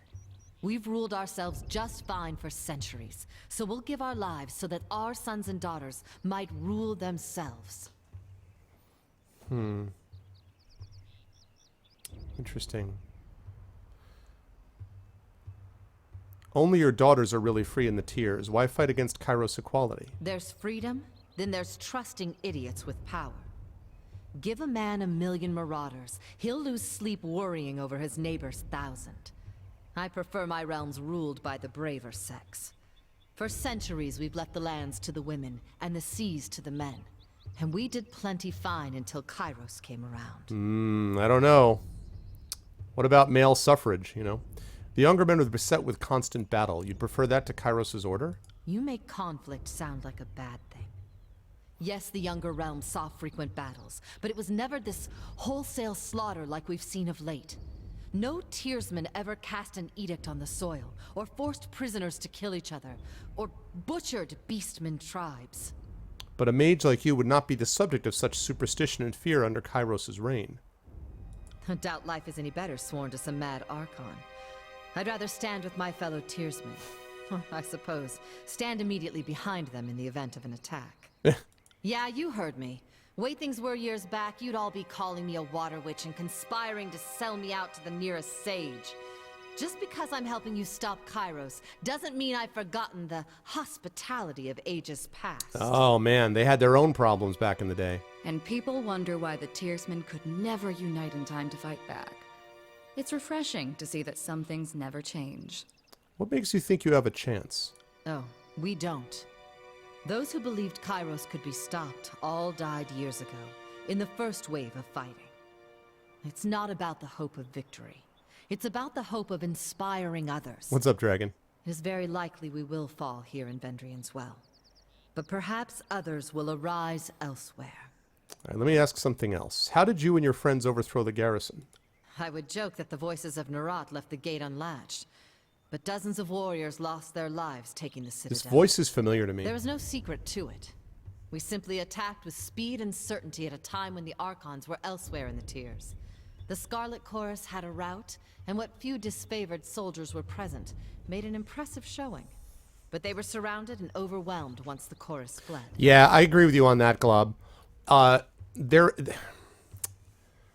I'm going to have a lot of thinking to do. If it gets to the point, and please don't tell me if you guys have played through this, if it does, but if it gets to the point where I have a choice to join the Tearsmen against Kairos, which is one of the things I thought about doing, I'm going to have to think very seriously about it, because I'm not crazy. Obviously, I'm against the Imperial Project, like, in real life. But at the same time, I'm also not in favor of bowing down to every kind of petty bigotry that exists and being like, all right, well, you know, I'm sure that you guys are wonderful. Like, I'm not a fan of the people that were being subjugated were always pure as well. No, they had their own problems. So I'm going to have to think about that. Who's in charge of this insurrection? Listen to you. Thinking just like the Overlord wants you to think. There always has to be a person in charge or things don't make sense. We don't answer to anyone. We are each of us sons and daughters of the Tiers, and take this task upon ourselves freely. But Captain Tarkus Ari, former Falksman of Queen Vendrian Alanta, is the voice we trust when we seek unanimity. I know, right, Zeno? I love that. So she's literally like, this is what she says. She's like, oh, listen, I mean, you know, we all do this freely. We don't have any leaders.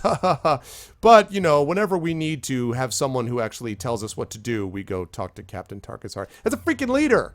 You're talking about. You playing dictionary games? Come on here. Pull up your word thesaurus and it'll say right there. I assume Tarkusari and Tarkus Demos are relations? Yes. Deimos was Ari's brother. We were certain he was dead, but the captain takes family seriously, so I volunteered to find some answers. And now here we are. Were there prisoner swaps in the past? That is our way, Binder. Here in the south, only thugs and bandits kill prisoners. The younger realms may be guilty of constant fighting, but we never slay each other when the battle's long over. We're not about to change that now. As a rule, Kairos' forces haven't been keen on swapping prisoners.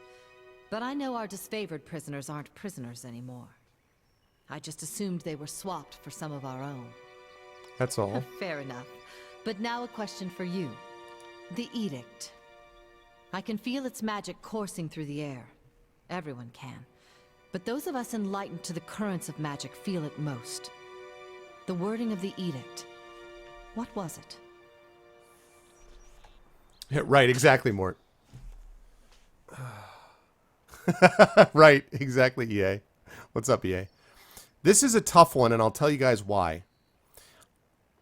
This is too early for me to be starting to think about my pivot to where I'm going to serve the rebels. So, I can't, joining up with the Tearsmen. It's too early for that. So technically, I ought to tell her to go, go jump in a lake because, I mean, this is not her business. However, if I tell them that the edict is going to happen, it could also generate fear in them and cause them to be less effective. It could cause them to have their attention focused, if you will, on what they should.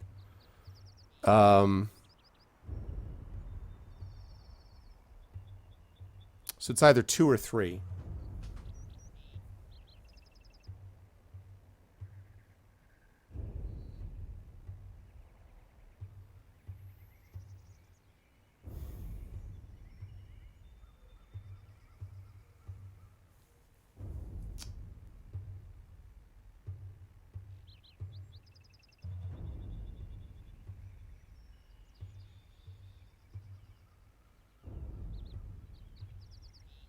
This is really tough. And of course, it's going to piss off the people in my party, but I don't care. 2. In the name of the vaunted North, the will of Kairos should be delivered with blade and hammer, not to the ears of oathbreakers and compromisers. I didn't know that you could lose loyalty to Barak. That's interesting. Curious. You did say all in the valley. So the edict will affect Kairos' forces? This is most unexpected. That is most troubling. So either the soldiers come to destroy and kill us, or the edict does the work. I suppose we should be so honored the Overlord is taking no chances on us. I've another question for you, if you will entertain it. Are we really standing here and chatting with Oathbreakers? It's hard to watch. Like cuddling a goat you're going to kill for dinner. Ask your question, Eb. When I was young, my parents told me the Tears were special, and the Overlord's edicts and armies could never touch us. Seems I've been told a hefty sum of lies. So answer this honestly for me, please. Is it true that Tunon's Fatebinders can smell truth from falsehood? I'm going to glare silently.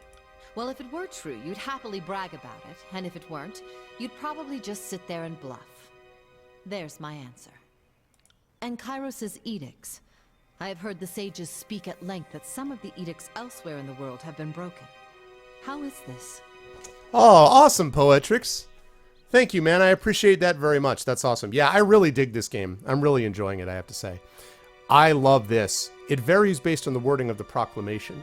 If Kairos provides a clause allowing the edict to end, that clause can be satisfied. Ah, so some edicts are forever.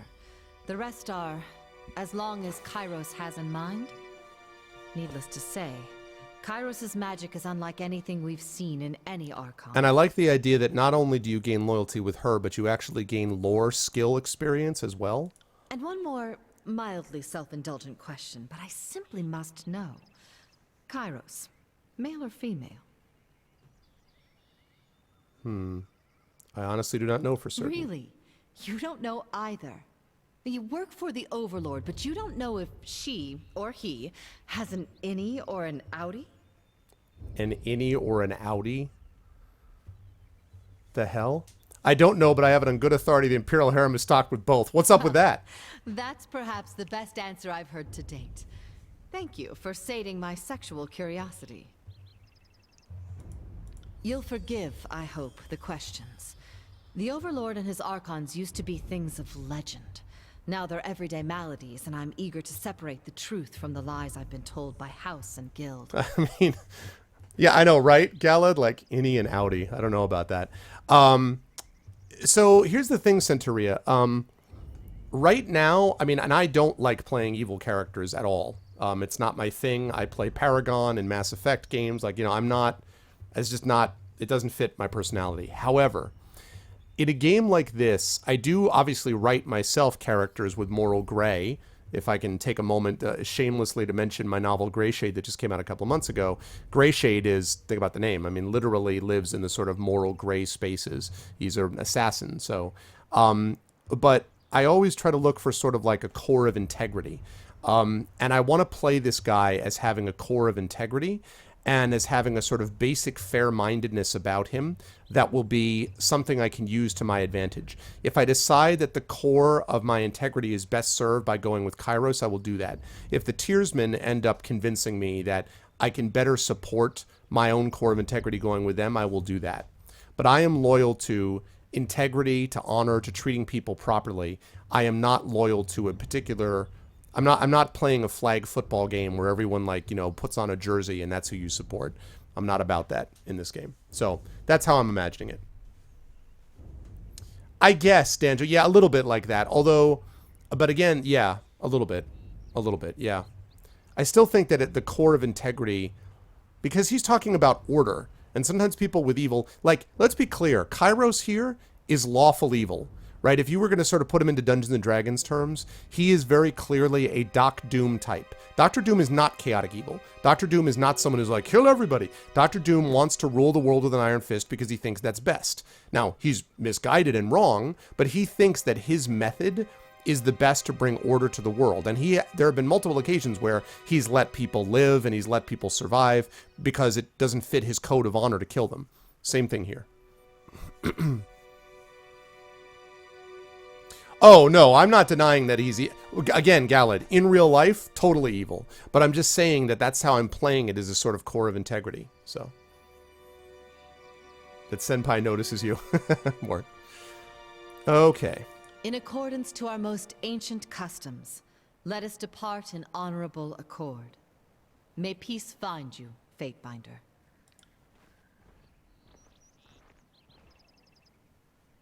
All right. Lovely.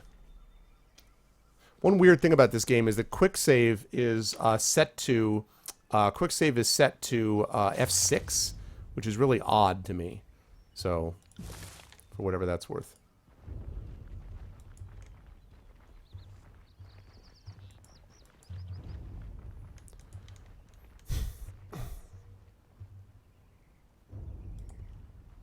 So to speak, Centaurea. So to speak. Just doing this to make sure that I didn't miss anything. Won't happen. The grasslands of the Tiers stretch far throughout the land. Most of it remains uninhabited and unclaimed by any faction.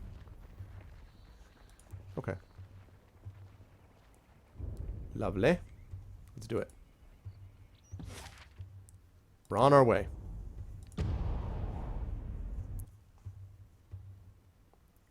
Yeah, I guess I could do that, Brahms. It's okay. Like, now what I'm worried about is I'll do that, and then I'll end up screwing it up. But the thing is, like, Dishonored 2 has it as standard, which is F5 and F9. And so I have to be careful not to be like F6, because God knows what that does in Dishonored 2. So, right, really old school, right, Sparkly? But although, if you want super old school, without looking it up, okay, you guys have to be honor system. Without looking it up, what was the quick save key in Baldur's Gate? Without looking it up.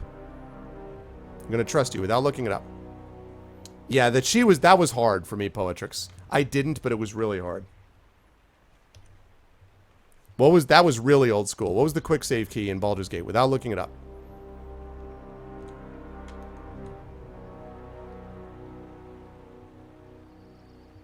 Good night, Inquisitor. That's right, Mort. Mort got it right. It was Q. Quick save was Q. In the original, that was super old school back in the day. Mort got it right. It was Q. Nope. Q. A battle unfolds without us onward. Whoa. What's going on with you? Back over here. Maintain defensive posture. Your plan has been a rousing success. Most of our troops dead, a bridge destroyed, and the Vendrian Guard pushed us back to where we started. Ladies and gentlemen, the finest the North has to offer. And for your next act? Right, exactly, G. Yep. I needed those Furies on point. Don't mock my strategy after working against it. We could have taken them. What is happening? Shouldn't you be on the other side of the... Actually, no, remain silent. You just wasted dozens of lives walking into a trap. I'll mock your idiocy as much as I want, so long as it continues to amuse me. What is happening? Shouldn't you be on the other side of the bridge? We tried to rush the western bridge. Blow for blow, we had them running, but halfway across. Antio literally fail fishing. Quick load was L. I don't actually remember what quick load was. What do you guys think of that? We literally fail fishing, Antio. Halfway across, the whole damn river just lurched up. The cursed Batani swallowed the bridge and most everyone on it. Only real soldiers we have left are the Scarlet Furies that I, quite wisely, directed into a flanking position. A few of us kept our footing, but the advantage was lost. We had to fall back. As we did, the Oathbreakers surged down the East Bridge. We held ground until they fled back across the river, but now we're back where we started with only a fraction of the strength. Antio is in the command. You should have concentrated forces he directed.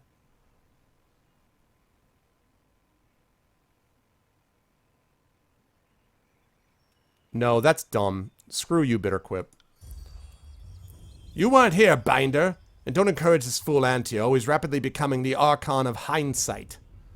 Had we focused our strength into one perfect lunge, we could have crossed the bridge before the enemy knew it was killing them. But it's not too late. We can use the Scarlet Furies to... No! Fool! Stop suggesting ways to get my gang killed. Are you working for the Oathbreakers? We should wait until the enemy is no longer on high alert.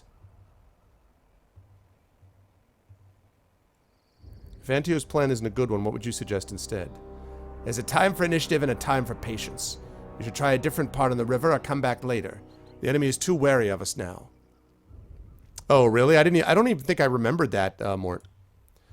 Are you in such a rush to see Kairos' edict come to pass? Sorry, Quip, but I'll strap you to my back and charge down that other bridge alone, but doing nothing isn't an option. Follow his orders, bastard. No!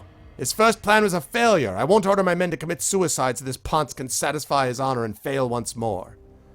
I could reveal their location to the enemy, and your Furies would have no choice but to join the fight. Are we really coming to this? For the love of Kairos already, signal your warriors. I suppose I'll have to tell the voices of Nerat that his agents were soft and cowardly in the face of opposition. Huh? Do you think your words would change? I meant to say, perhaps the Fatebinder is right. Antio is in charge. When you meet next with the Archons, you will tell the voices I was instrumental in the success of the crossing. Just like that? No, wait, I won't question it. Yes, thank you. Thank you. Yes, you had best be thanking me.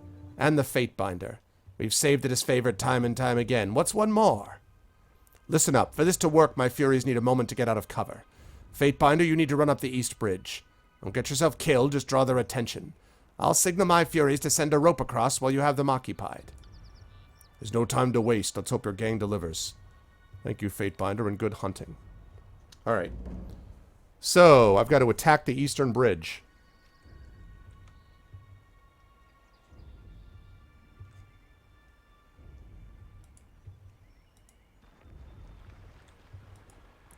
To the bridge! Can you take it to the bridge? Oh, also, let me loot.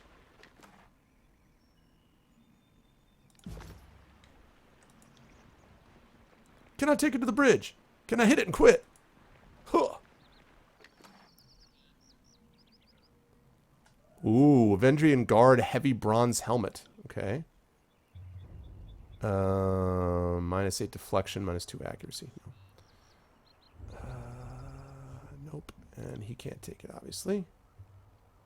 Right. Okay. Oh, wait. God damn it. I want someone to take... I want the stash. Okay.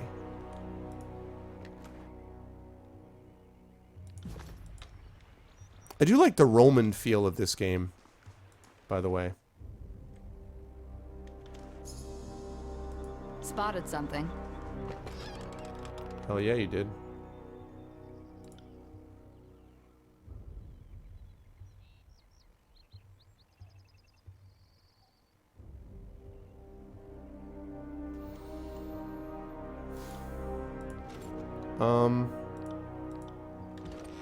I think she can also use a bow, right?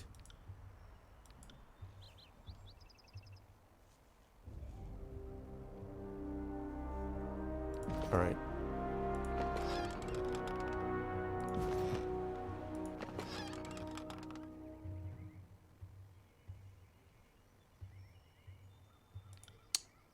Let's have you take all that. Most of the homes on the southern side of the river have been abandoned, much like this one. Few of Apex' citizens believe that raising a blue flag will be respected by Kairos' forces. I guess they weren't at my previous conversation. The soldier has numerous wounds on his body. The cold forms of 2 elderly villagers lay nearby, 2 victims that he ultimately could not shield from harm.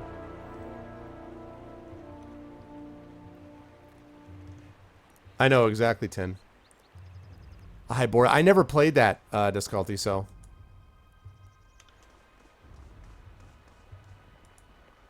Wait for it.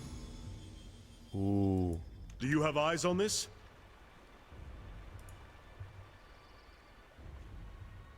Level up. Let's get them leveled up first. That was pretty cool. Let's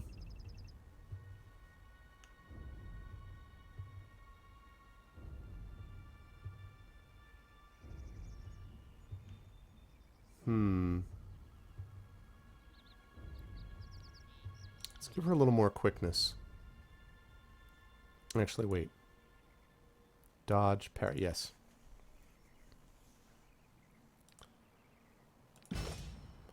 All right. Now, skirmisher. Let's see. Now that we've got a tank, I actually can put more points into this, I think. Sets foes on fire.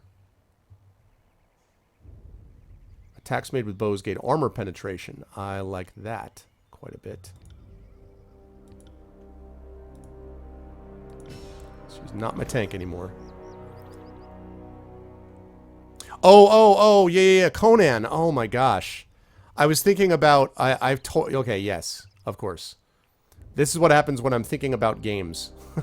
I totally, yeah, of course. Yeah, a little bit like that, I guess, Disculty, but it's, you know, I'm, because of all of the specific, like, Bronze Age, Falk, like, which is like Falchian, I don't know, there's just a lot of Roman feel, even the Roman Empire concept to me. Wait, what?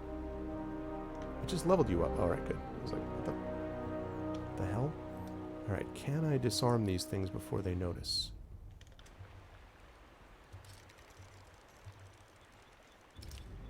Disarmed.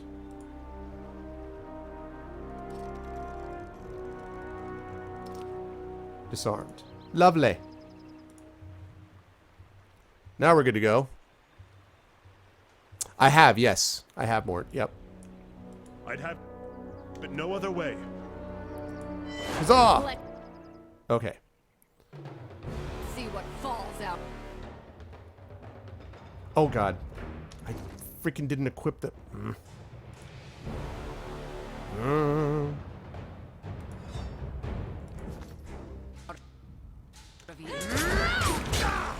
Whoa. Why?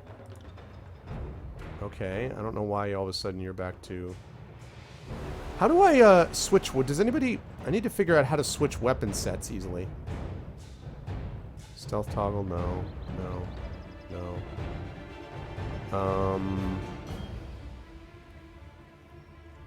I've got to figure out how to actually toggle back and forth.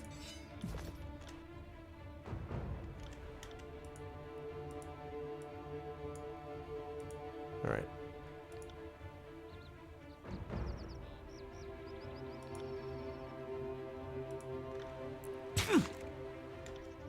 Okay, and you.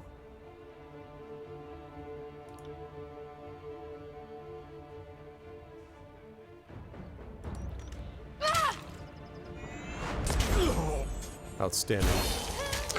Playing on a normal Galad.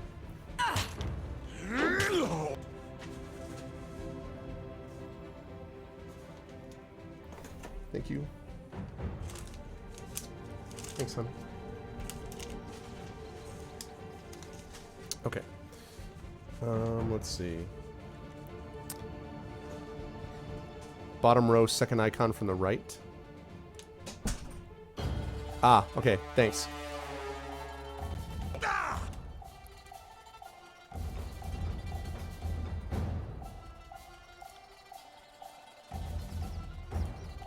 On it. Oh, that's why. I was wondering how they got there quickly.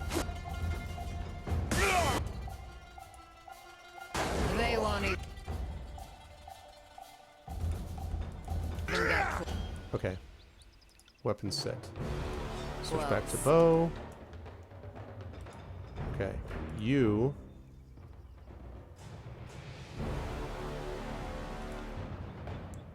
Burning iron.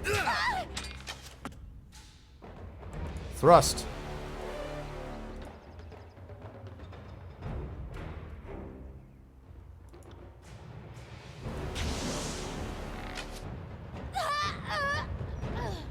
There we go.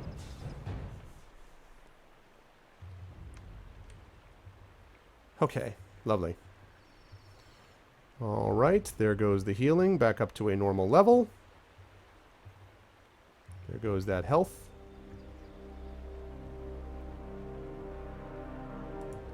Okay, I think that's pretty close. That's fine. That went well. No reason to tarry. That's not what I meant to do. What exactly is this stealth toggle again?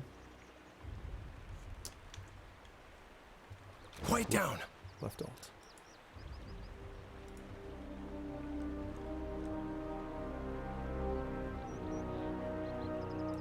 You can't see us. Oh, you sons of... You there, and you! Get over here, the disfavored are back. Guess they forgot a javelin or two. Be a doll, would you? Hurl them back? Wait, not another disfavored. This is a fate binder. Odd.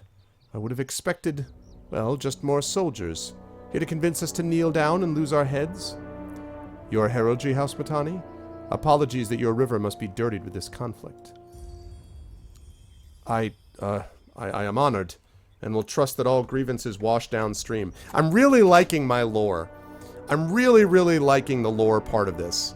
I'm really enjoying the fact that I have this knowledge so I can be like, let me tell you what some of my book learning told me. How about I give you some etiquette? I just blew your mind with my etiquette. You know what I'm saying? I'm all about that etiquette. What do you think about that?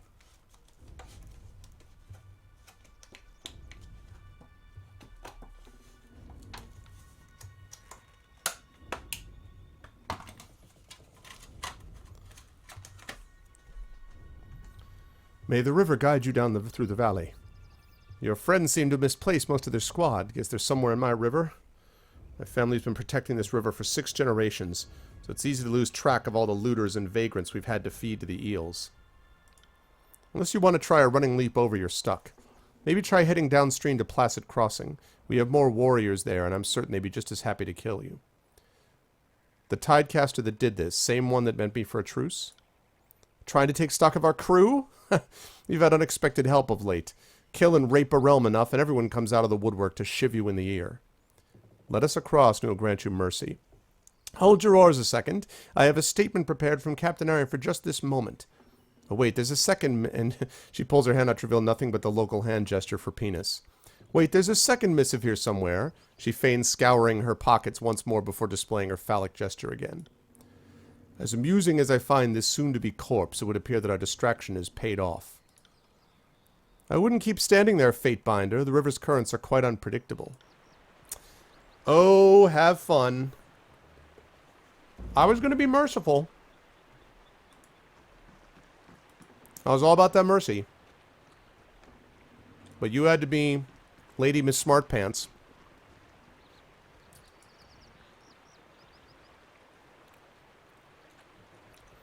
Well, I'm enjoying it a lot more.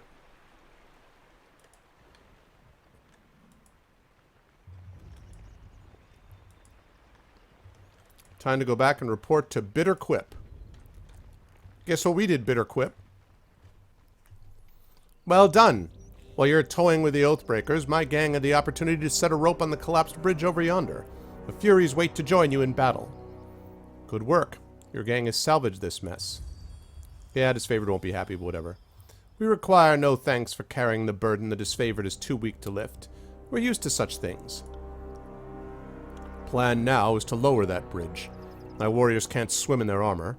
The lighter troops can move across the rope, then lower the bridge. We'll meet you on the other side. Crossing by rope, are we? In that case, I might recommend that I go last. For once, I agree with Antio. My gang's been spotted. Go now, before they're overwhelmed. Well, crap. Use telekinesis to bring down the bridge, right? You're trying to give up gaming. Really? Crescent Runner.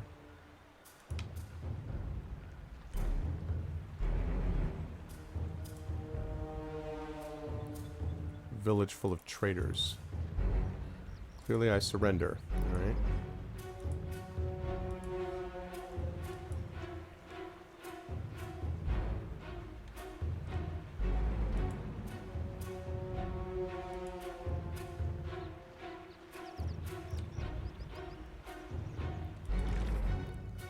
Alright, cross the river at the western bridge. No can do. Let's do it.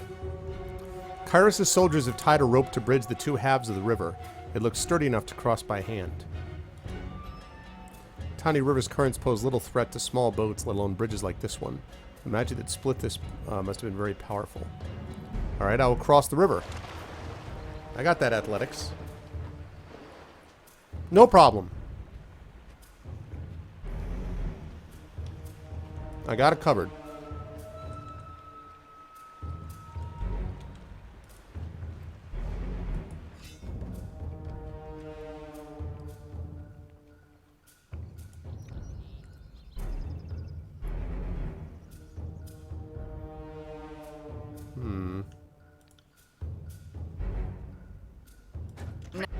No dice.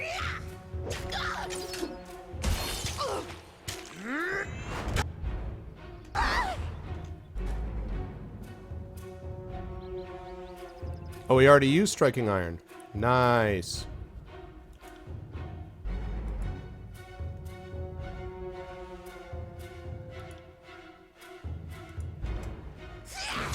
Let's see.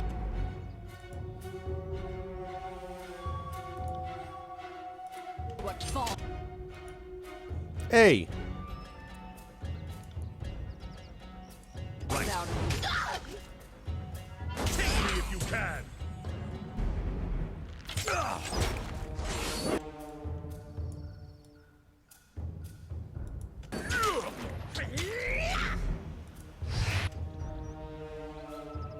Okay.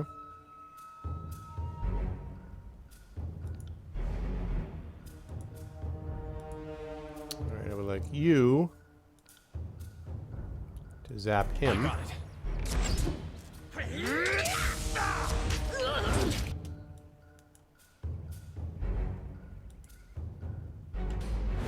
Oh. Damn it.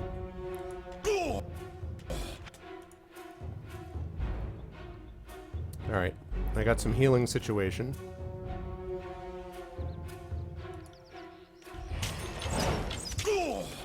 Wow.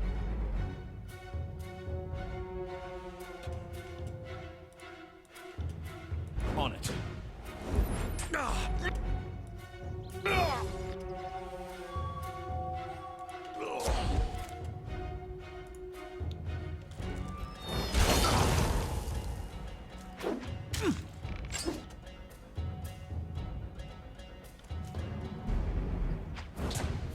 Ow. Hey. Can you please, like, I'll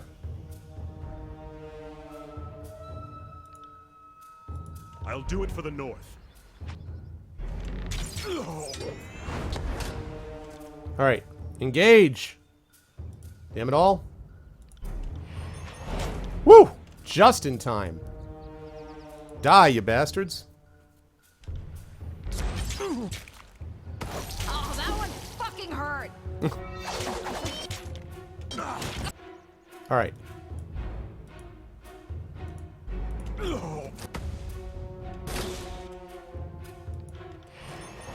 Okay, no. You, I want to go there. You, I want to go there. Thank you.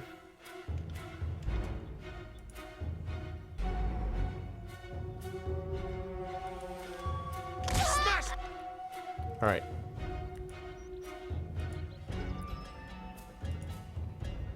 Okay.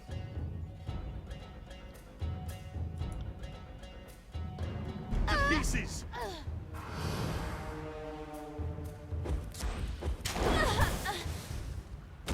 Ready for another?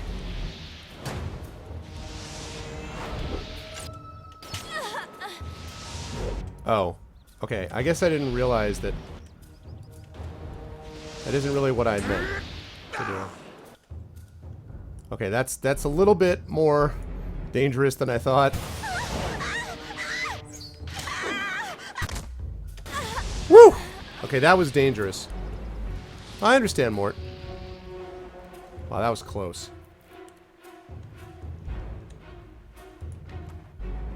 That was very close. Alright. Sage's Hood. No.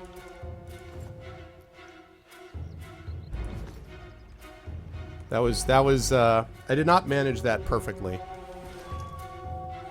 I did set their AI, but I don't think... Oh my god, what did I just do? What did I just do? I put it into quick items, okay.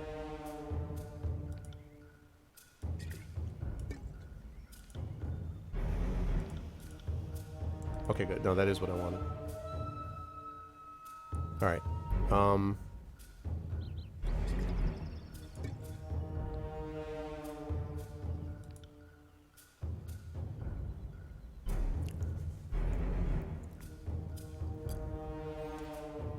AI, 13 to 15, plus 2, penetration is 5, range, more accurate, okay.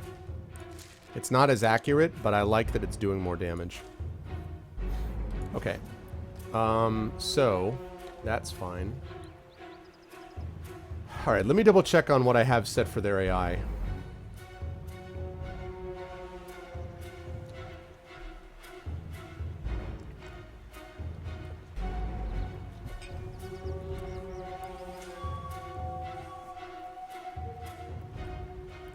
Yeah. Well, it didn't do a whole lot. It did some damage to her also. I think it's part of the problem there. Okay, let's see. What do we got here? We have got right click. Right click.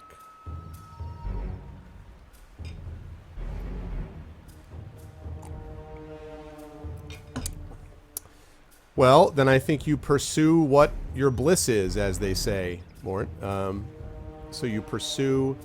How do I check their AI?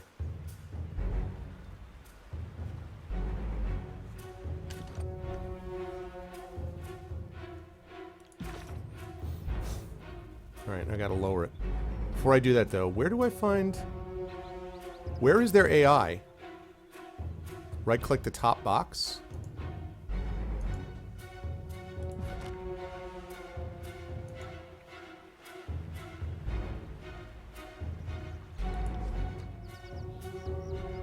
What do you mean right-click the top box?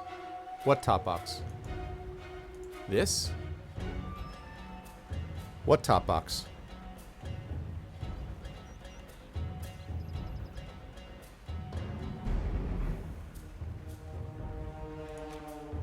Oh, stealth. That's the first time I'd actually stealthed. Left of their portraits.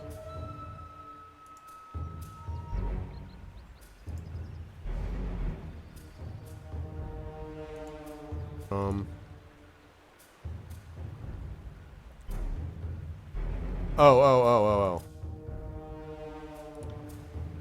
Alright, I see it. Right.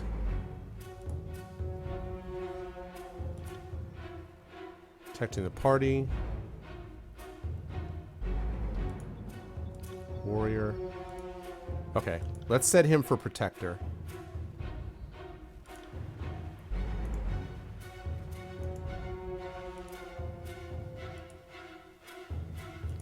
Archer.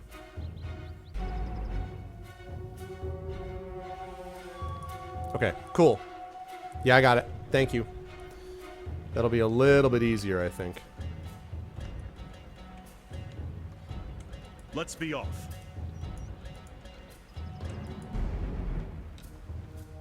Alright, so now I gotta get up there. Take out the east bridge. Whetstone. Kairos' butchers have come! Flee! Retreat!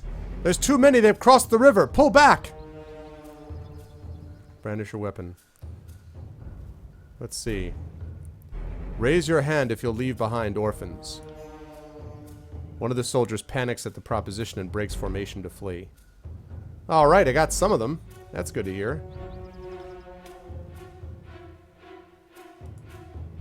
Send them at me in way. Alright. Let's do that. You.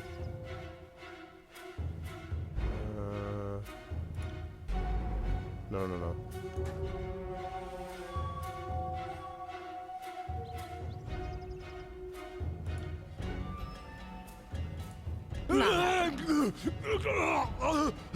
Take me if you can. Just point me in the right Take me direction. if you can. That one rattled me hard. Okay. Lovely. Next up on the docket. Take that!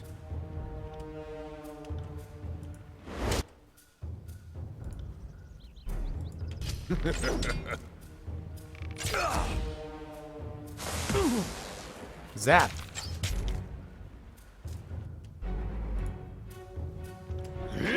Not feeling so great. Well, that was dumb. That was dumb. I should have used that on him. Oh well.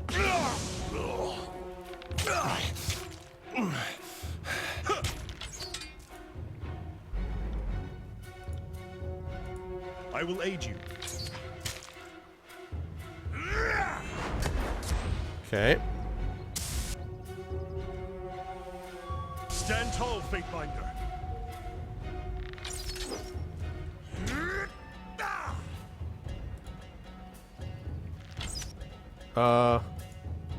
What just happened to me? Why am I down? Okay, I don't know how I got put down there. I must have missed something about that. That was close. Well, that's cool, Mort, as long as there's some enjoyment in it, and at least watching it. Forge-bound iron. Okay, clues of the missing shipment of iron. There must be more clues nearby. Aha! Alright, let's finish up that little side quest then.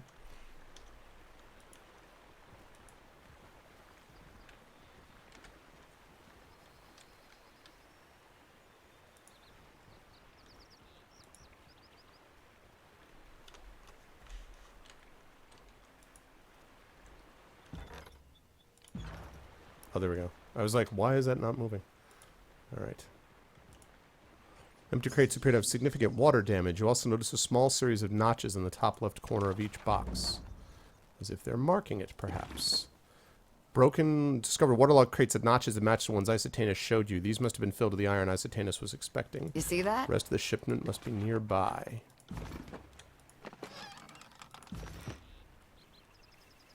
I guess I got KO'd, yeah. It's got to be pretty bad, Daffodil. Pretty bad. Ooh, look at that. What is that? Forces the focus of the wearer's intention on inflicting damage, but cheap cloth irritates the skin when exposed to blood and sweat. 10% damage while health above 75%.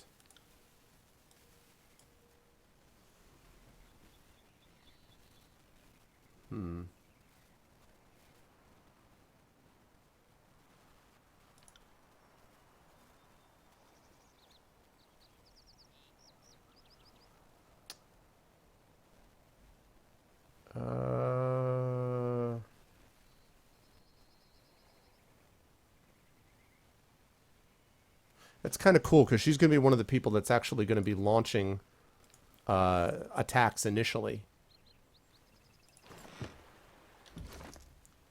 So let's actually equip it. Oh, yeah.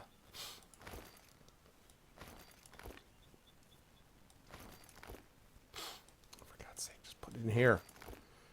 Look at that, guys. That also fits her look much better, too, I think.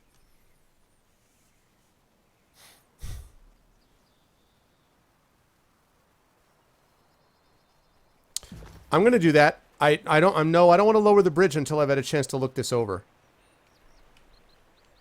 I haven't forgotten, but I don't need to do it yet. The scenario is already won as far as I'm concerned, so I'm going to look for parts of the shipment.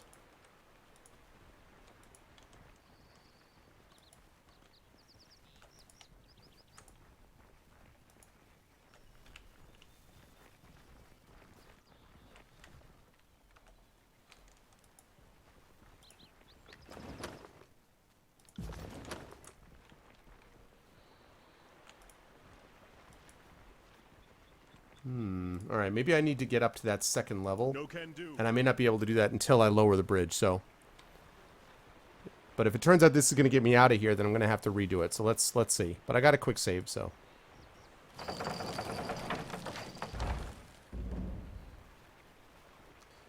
Excellent work, Fatebinder. We'll hold the bridge against any reinforcements. That's not to lose the momentum. Push to the village. We'll join as soon as we're able. Okay. Oh, wounded. Wounds are cleared on rest. I don't want to rest yet because we're going to lose time. Okay, so there must be farther... There must be more stuff than inside the village itself, I would guess.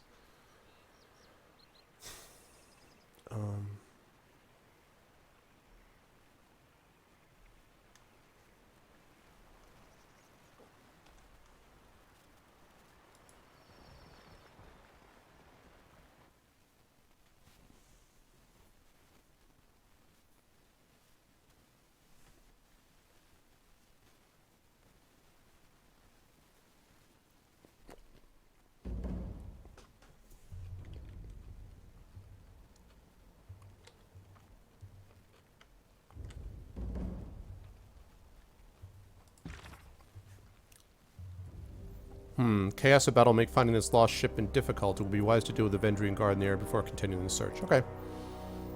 So, kill Matani Sybil or force her to surrender. Alright, we will make it so.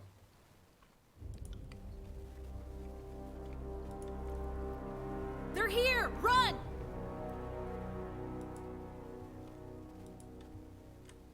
Go now!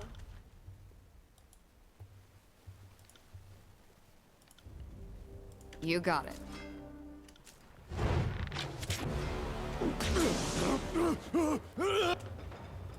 Okay. You...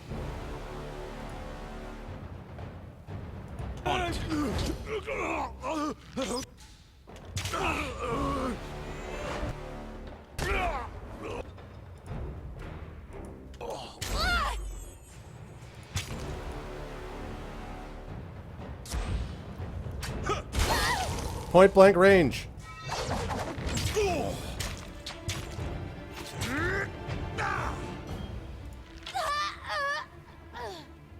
Oh yeah, and a level up.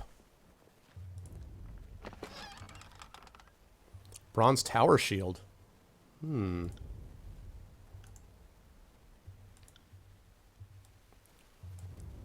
Fatebinder shield is cooler looking, but other than recovery, way better parry, dodge, endurance. Yeah, this is not even close. Bronze tower shield is way better. I'm not attacking children. Yeah, that actually... Yeah, you're right, Disculty. That actually worked out really well. That worked out quite well. Okay. And that. Alright, let's see what it looks like. Nice.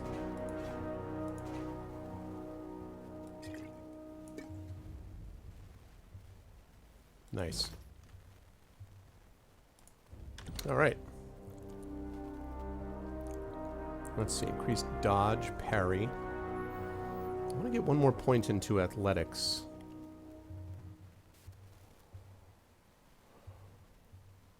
None of this will get... All right. Well, maybe I can't do that right at the moment.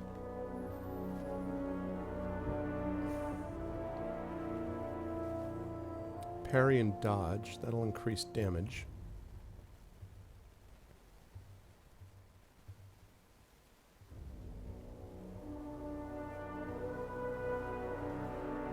Spell cooldown will be good for that. And resolve.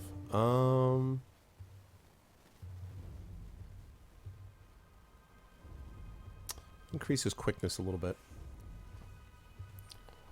Oh, they sound like little boys. Yeah, but, you know, Disculty, I am aware of the fact that you obviously dislike this game intensely. But I have to say that, I mean, that is a fairly...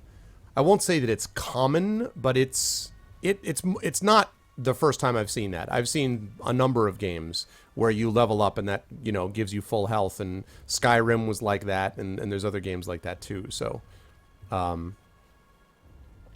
let's see. Got agility, I got blah, blah, blah, blah, blah. All right. Leadership. Range, okay. Hard shot I've already got. Safe distance, no. Piercing throw. Okay, let's see. Evasive, no. Bow mastery, no. Penetrating shot. Oh, I like that. Replaces heart shot. Thrown mastery allows basic attacks to strike multiple times. I like that. Gain a chance to catch physical range projectiles launched them back at attackers. The arrow cutting, you know. Let's go with thrown mastery then.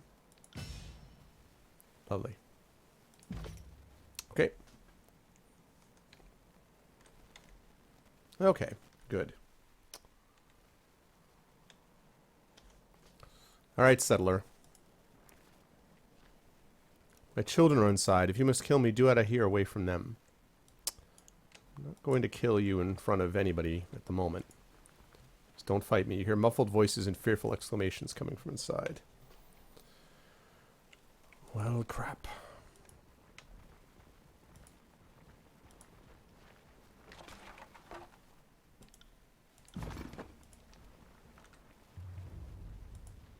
Let's get that thing unlocked. The Avenger! The guard can't protect us! We must go!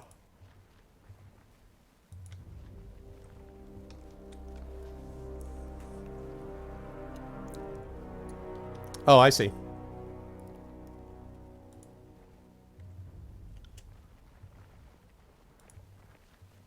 Here, I thought fleeing the earthquakes in Azure was the smart move. Okay. They won't see me coming. Or at least not very much. Uh-huh. Would you take a look at that? Spotted something. Can I get here before... For Christ's sake, just disarm it. Okay, I wonder if they're going to see me while I try to disarm this.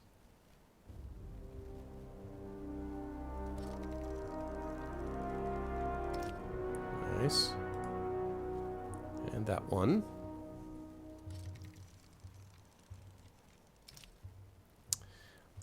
Yes, you can create your own protagonist, and also it's a very interesting narratively driven character creation, which I really liked. So, good, lovely. All right. All of you guys come up this way. They're going to attack me from both sides regardless, so... All right.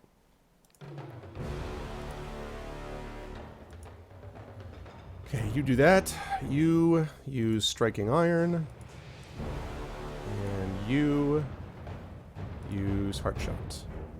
Look at that, future corpse. I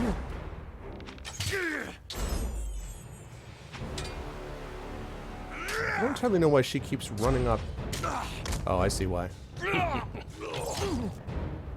That's why.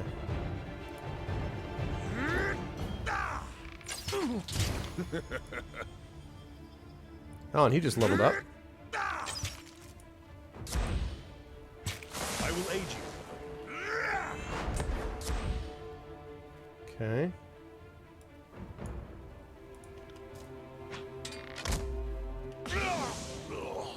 Nice. Success. That worked out. Okay, let's loot him and then let's level up. Iron Javelin. Ooh, okay. Let's see. Okay, it's better damage. Better recovery. It's got better armor penetration. It's not quite as good ranged attack. It's got recovery. Okay, so there's worst DPS on range, which is how I like to use it. -6 accuracy. All right. I'm more of a ranged javelin than a melee javelin guy, so. Okay, let's level you up, my friend. Okay, let's see.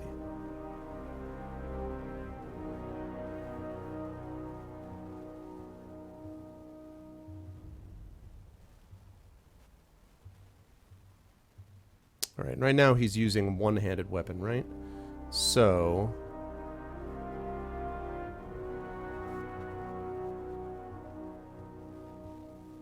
yeah, let's do that. Let's give him some more might. Okay. And for this, I wanted to get that point in Sentinel, but now... Ooh, actually, wait a second. Allows him to engage an additional enemy?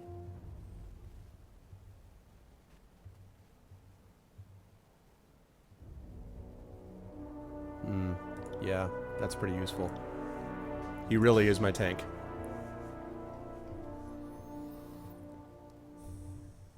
Hello, Rowan. And by the way, hi to everybody who may have stopped in. My name is Arvin Eleron. This is episode 57, I believe, of Pen and Pixels. We're playing some Tyranny, and I'm having a good time with it. If you like this game, which is got a lot of story and narrative to it, then definitely check it out. There is a link to one of the versions of the game, and you can use my affiliate link, which is right there. If you were to click on that link, it would bring you to it using my affiliate link, which helps me out a little bit and doesn't cost you anything extra. I am going to be streaming here until the top of the hour, and then at the top of the hour I'll be giving away to Blossoming Sun, who's going to be playing Even the Ocean, I believe, which I actually have not heard of before. So I'm going to be giving away to her. I will be over on my channel about an hour and a half later, about 8:30 p.m. for the next section of Dungeons & Dragons, The Rise of Tiamat, which I've been playing with the Infinity and Beyond crew. So if you want some good old pen and paper D&D, I'll be back over there in about an hour and a half. So please make sure to head over there. Please support the channel. Follow all of us. A lot of us have individual Patreons and things like that too. So if you can sub to the channel, we got a couple of subs today already. If you can sub to the channel, that would be lovely. And thank you guys all for being here.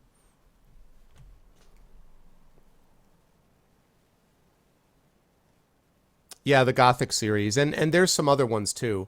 Even, frankly, the Ravenloft, Curse of Ravenloft, Curse of Strahd, had a version of that. I mean, a very simplified version, but still. Okay. All right, so... No reason to tarry. Whoa, whoa, whoa. How about there's a reason for all of you to go up there? How's that sound? Want this village? Take it. Good luck during the flood season. Yeah, I didn't want your old, stupid old village anyway. Okay. We gotta go over there and pick that up.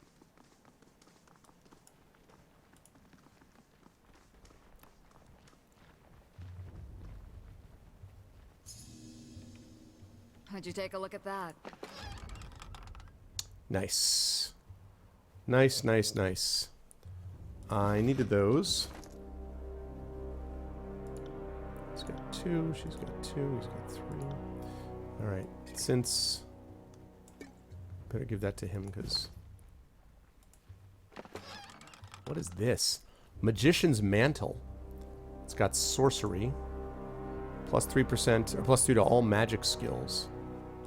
Nice. The problem is, though, that none of my people are magicians, or at least not all of them. That could be useful, though, if we get another party member that does that, that has magic. Okay.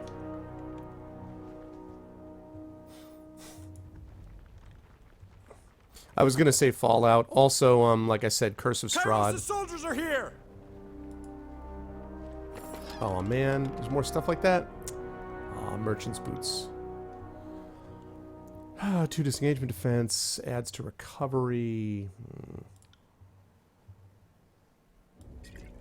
Let's do that, and the rest of this go to the stash. All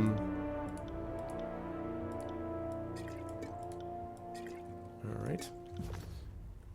Let's go back here, because I want to make sure that I don't lose any of those other things. Although they said to wrap up the village before you try to get to do the rest of the quest, but still.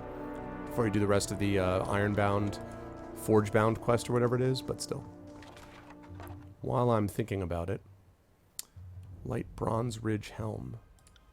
It's probably not as good, right? No, it's worse in pretty much every way. Yeah, no. Stash time. It's nice to be able to have a guy that I don't have to worry about what I'm going to put on him as far as armor's concerned. I already know what armor's got. So...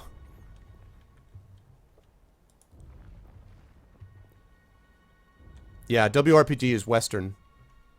So, like, you know, games out of Black Isle, BioWare, as opposed to JRPGs, so as opposed to the Final Fantasies and games like that, it's like, you know, Baldur's Gate, Pillars of Eternity, Planescape Torments, Icewind Dale, etc.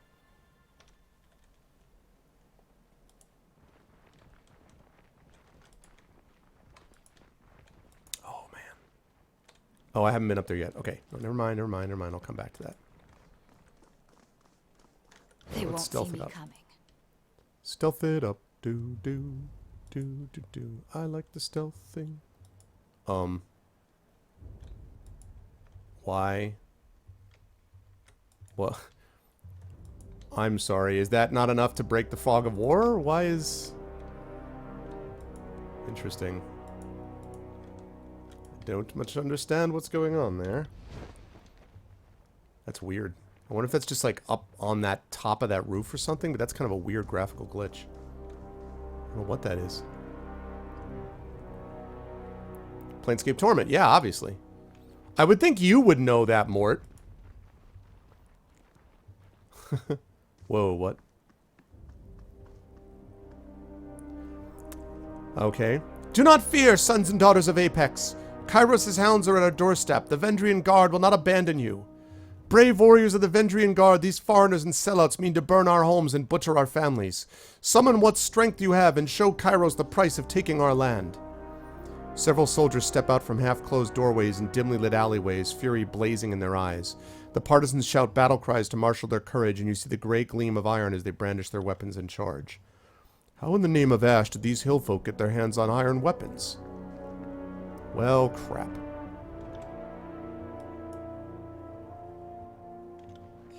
Send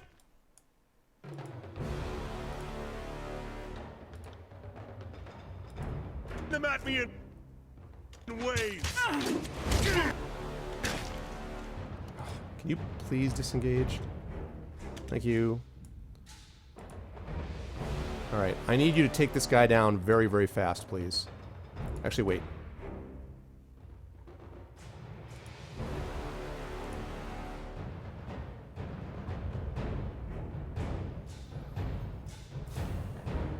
You got it.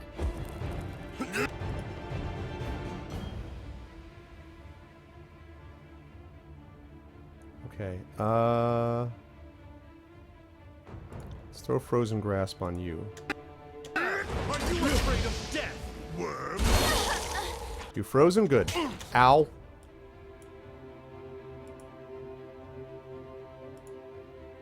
A little alacrity, if you please. Actually, wait. I will aid you.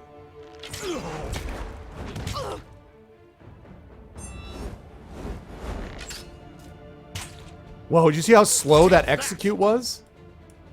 Eyes on the prize, please. Eyes on the prize. I still need you focusing on this one, please.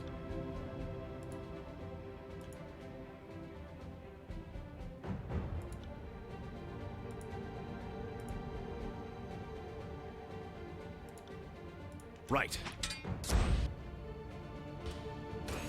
I'll tear your skeleton out by your ass. Okay, now. How are we doing on those combo abilities?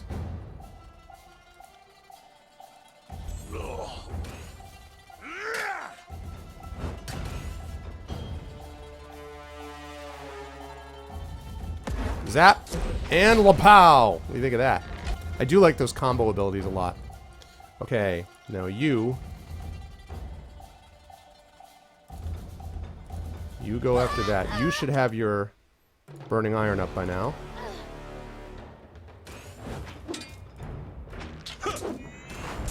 And last but certainly not least, have a heart shot. Sorry about not paying attention to the chat there. I kind of had to do a bunch of things at once.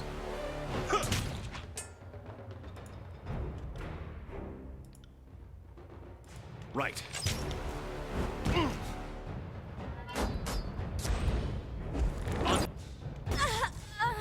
Nice. Outstanding. Success. Okay. So I still haven't convinced her to surrender. Heavy bronze armor. It's better in general. Crush, fire, frost, corrode. Worse for shock, worse for slash.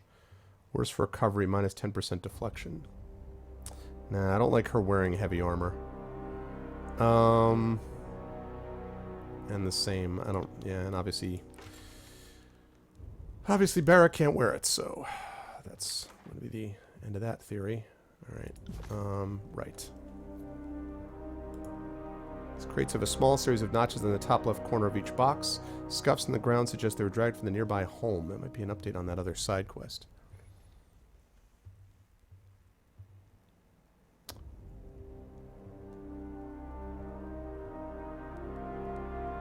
Oh, interesting, Zachwar. Well, we'll see what happens when I get there. I think you're a lot farther along than me.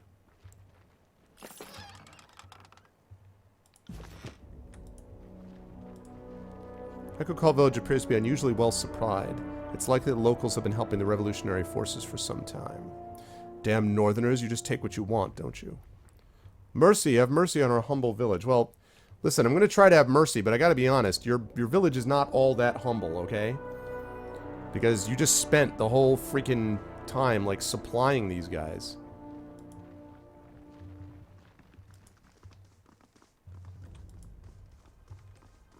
Alright, it's time to tell What's-Her-Face.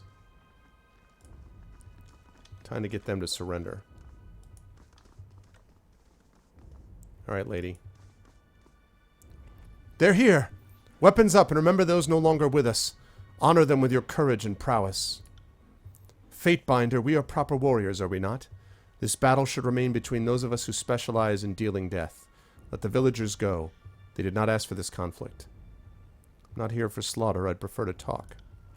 Really? The trail of my dead friend says otherwise. What is there to say, Fatebinder? Unless it's sorry for all the murders followed by a big swig of hemlock, it's too late for words to solve anything. Okay, that's a pretty good line. I gotta admit, that's a good line. Let's see.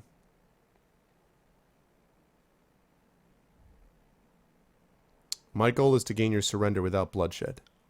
That is a commendable notion, but a tragically simple one at that.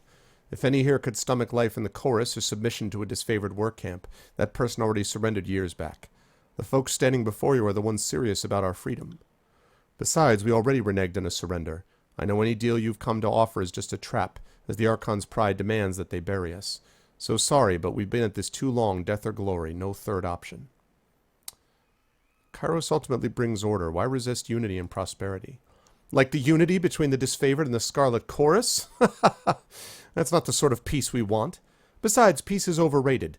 Peace means tolerating the evil in your neighbor. It is a cowardly dream for those with simplistic notions of the world. What? Good night, random. It's a cowardly dream? What? But I concede half your point. The Vendrian Guard was once simply the army of Apex, but now we have volunteers from all the realms joining our cause. So you are correct about bringing unity.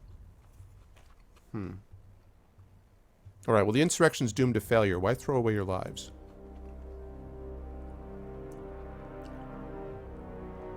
We have demonstrated that a once vanquished people can rise from the dust and bloody the Archons. If the objective is to send a message to others in the tiers, then this has been a resounding success.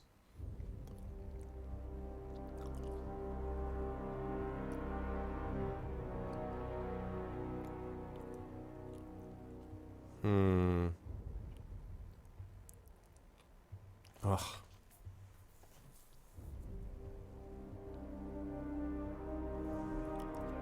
Well, not of your cooperation, I'll take this village by force. Damn it, damn it, damn it. No, no, no, no. That's not what I want. Nope. That is not what I want. Yeah, let's be careful about spoilers, guys. I didn't even see what the spoiler was, but... Alright. Okay. So I don't want that. First of all, I'm just going down here quickly. Okay, good, lovely. Alright, I didn't really lose very much there.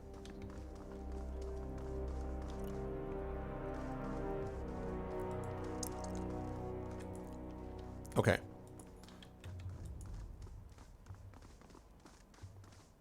I didn't mean that as a threat. Prefer to talk. Okay. Surrender without bloodshed. Why resist union and prosperity? Doomed to failure. Run, all of you will have to deal with my allies when they arrive in force. Binder, what do you mean by this? This is dereliction of duty. I could see us letting the sick and infirm go to tell of our infamy, but these South Knobs took up arms against Kairos. That cannot be forgotten. We've beaten their war, let's see. We must take Okakal Crossing, we've done that. Further battle is needless. You hear a small grumble, then Barrack falls silent. So you can have a moving target to make it interesting? Wait, we can... By Kairos Codpiece, you mean it? Yes, I mean it. Run before it's too late. I will repay this.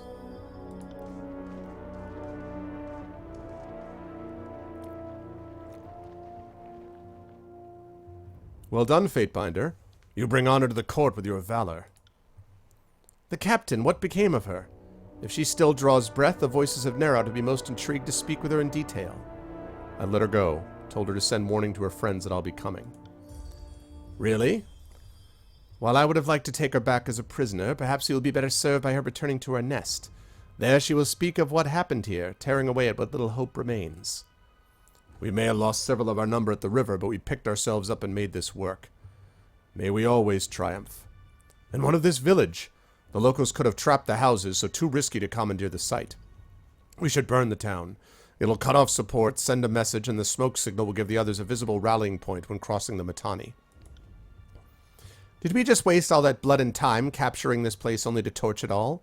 Now, I adore the mystical power of fire in ways none of you could possibly understand, but even I think there's a time and place for arson. I have to admit, I kind of like Bitter Quip a little bit.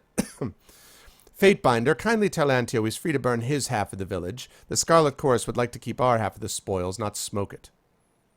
If there are any villagers still here, allow them to run. Then you may raise the settlement. I need 2 of you to scour the grounds for any of our own wounded, and 2 to gather kindling when we've got our own cleared from the site. Good hunting, Fatebinder. Graven Ash protects. Well, if we're going to solve this with fire, the least you could do is leave this to an expert. Have your warriors round up the wounded. You want this town burned, so be it. We'll destroy all evidence we were ever here. Fifth Eye needs your services dealing with the Oathbreakers in the Audi Valley, no? When you are done with Fifth Eye's request, the Archons will be gathering for another meeting at the Disfavored camp. As our sole representative of the court, your presence will be required. Don't keep them waiting. That is not what I wanted to do. Nope, that's not what I wanted to do.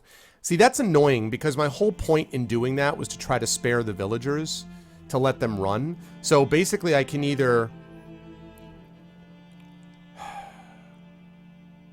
I'm trying to plant a seed with the Vendrian Guard, and I can't do that if they're going to be pissed off that I burned their village. I bet they're going to be pissed off if I make them into slaves, too.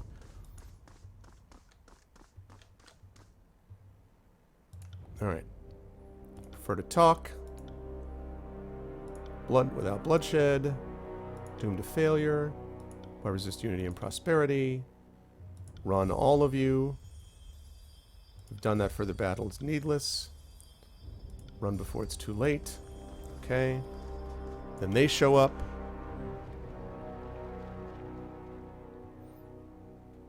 Alright. Let her go. Okay. Any still here made slaves or conscripts. So they're going to be pissed either way.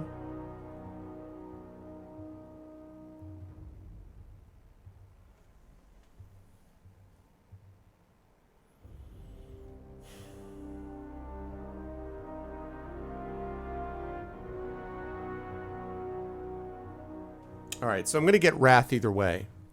So... I'm going to gain Wrath either way, which means I have to decide whether I'd rather keep the settlement. No, I want the settlement. You place too much trust in these locals, especially after their last deception. Boy, Barrack is not happy with me. The first chance they get, they'll turncoat and stab their gang boss in the back. That would only prove our point. These are competent fighters who are better put to work in Kairos' army. No boss who falls to a simple villager deserves to live anyway. Kairos' edict looms overhead. Have we nothing better to do with our time? Hear that. The chorus just made that town their headache. I'll start rounding up your gear. There's lots to do before we rest. A sensible decision, dear Fatebinder. If we hold to the disfavored's pogrom of raised soil, what will remain for us to rule? Seize this place. Search the homes. Take all that you can carry. Give each survivor a chance at the Voicer's mercy, but to the ungrateful be brutal. Fifth Eye needs your services dealing with the Oathbreakers in the Outer Valley, no? Well, while you're done with Fifth Eye's request, the Archons will be meeting at the disfavored, will gathering for another meeting at the disfavored camp. As our sole representative of the court, your presence will be required. Don't keep them waiting. Ah, death from above. Okay. Launch first in the air, allowing her to unleash a series of well-aimed arrows into the target from above. Ooh, nice. Man.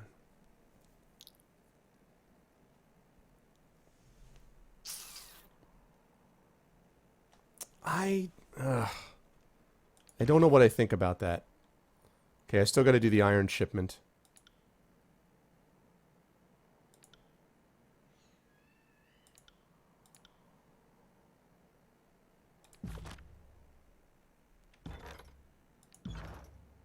Alright. I'm going to talk to these guys and then find the rest of the quests. Quite the expert bloodletter, Fatebinder. Impressive. The river is ours. Ascension Hall will soon follow. Alright, what do we got? Now we're cooking with gas. Now we're starting to get some better weapons. However, that is not going to be helpful. What about this? Imperial Iron Falcata. Yeah, that is better. That is better. I thought that might be better. Plus 0.42 DPS, plus 1 armor penetration, and better, yeah. Nice.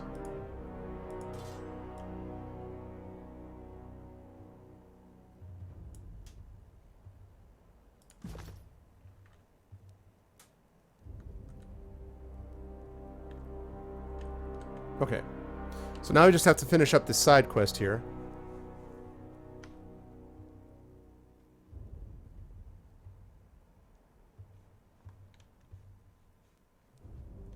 What was directed at me? It doesn't matter, yeah. Oh, well, we'll see, Nonstop. We shall see.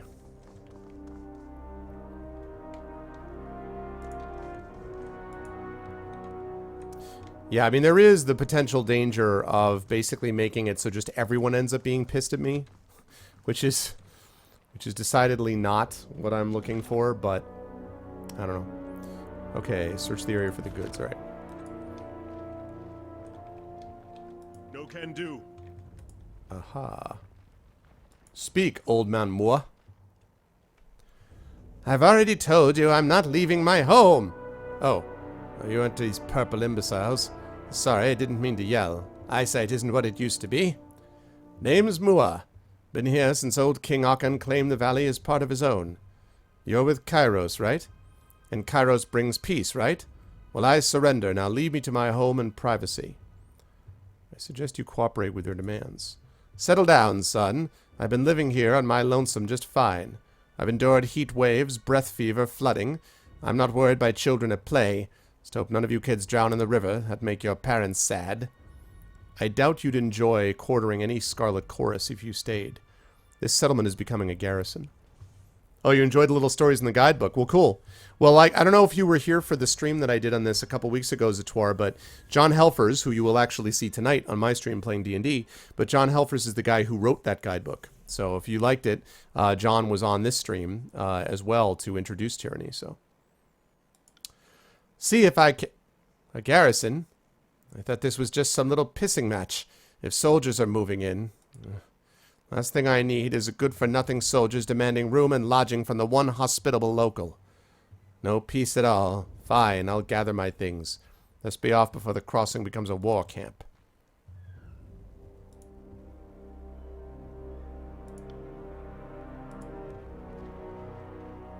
Okay. Pick lock. Let's pick the lock. In we go. Sadly, it isn't. Oh, okay, okay.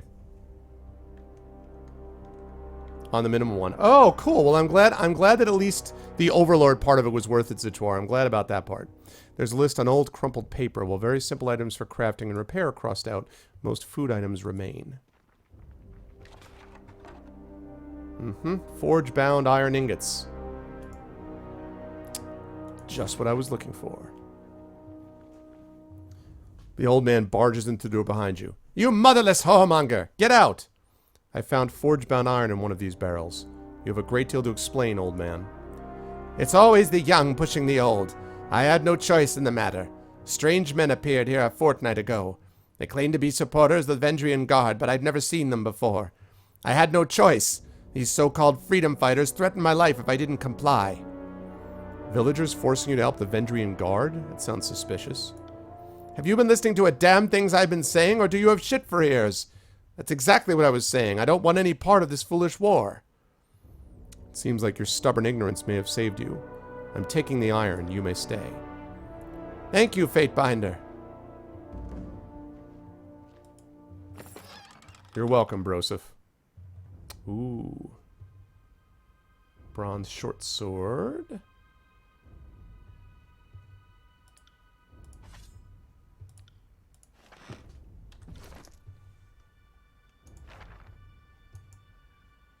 You already know this sigil. Oh. Well, then, never mind.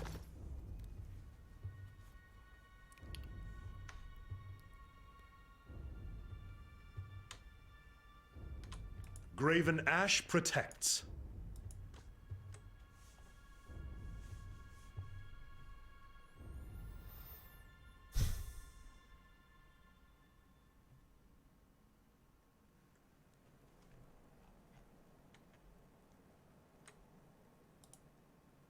Okay, so I've gotten all of that stuff that I needed. So let's see. Matani Sybil was attempting to arm her soldiers with the iron shipment the settlers found washed ashore. After feeding her, you managed to find the remaining iron inside one of the settlers' homes, return to the disfavored camp, and tell Isotanus the news. All right, let's do it. Sounds like a plan. I didn't have to rest during that, so that's good.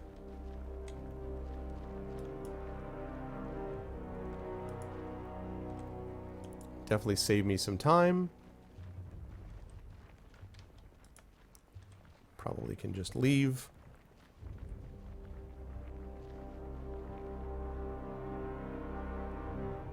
Yeah, but you know, I have to say, I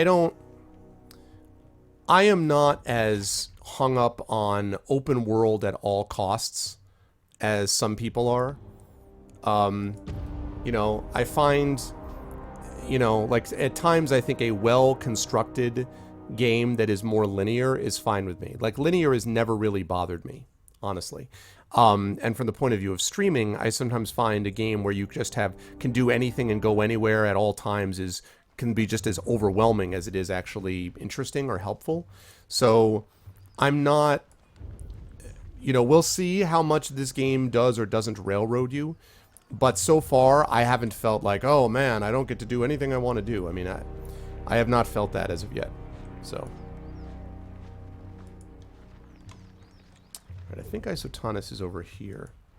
That's where I found him. Yeah, I mean, I like open world when it's well done also, but it's not like a game that is not open world is to me automatically worse. It's just not. It's not my deal. Have you found the iron yet? Here it is. Good thing the Oathbreakers didn't get their hands on much. Gained 1,000 rings. Favor with disfavored. Favor with disfavored. I can't tell you what it means to have this back in our hands. I'll make sure to tell my superior about what you've done for the Legion. Need something else? Yeah, let's see your wares. Alright. Quest completed.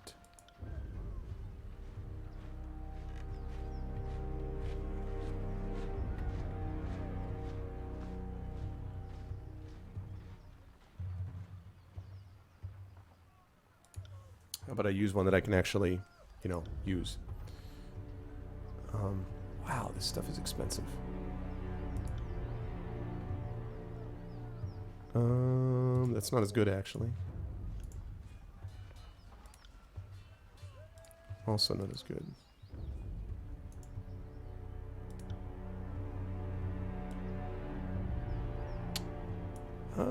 Interesting. Besides the crush and fire armor, +1 pierce frost. It's not bad.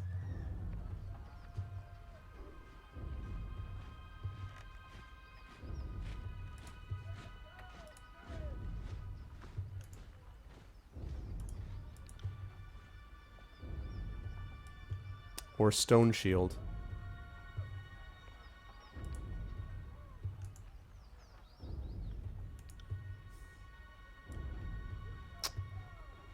Pierce frost. You know, but it's I don't know. It's probably not worth spending money on. It's pretty close, I'd say.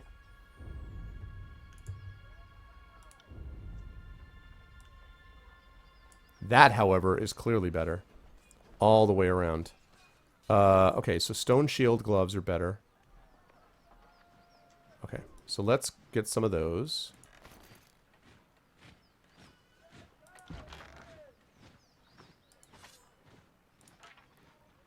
Keep the Fatebinder's shield.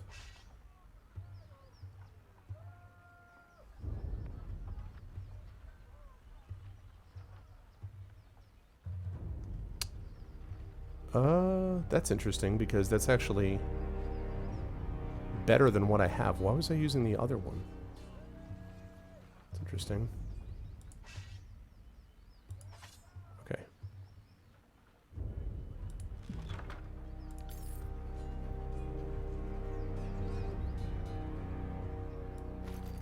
I like that you can actually equip stuff in the actual window instead of having to go back to the inventory, look at it again.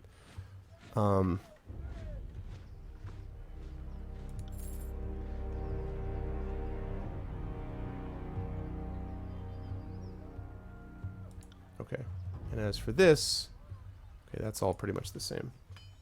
Oh, we got a level up too.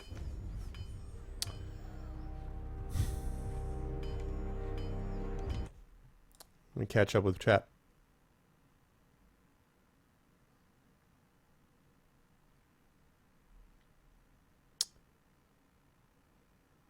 Here's turn off in games. Yeah, I definitely am very much on the theme-based sort of... I very much need theme as well. Theme makes a big difference to me. What the devil was it? Oh, this. This is what it was. I needed to... Oh, armor. I can trade armor. Damn it. Alright, well, I'll do that in a second. First of all, where is the Sun Sword Javelin? Yeah, I want to know why I wasn't using this already. Surely I had a reason. This is better in everything except accuracy. I mean, I know that I... No, it's just better.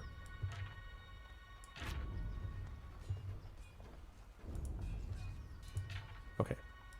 So, let me sell some other stuff to this guy.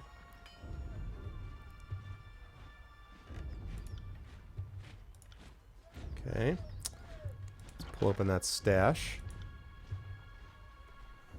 Alright, I don't need that. That.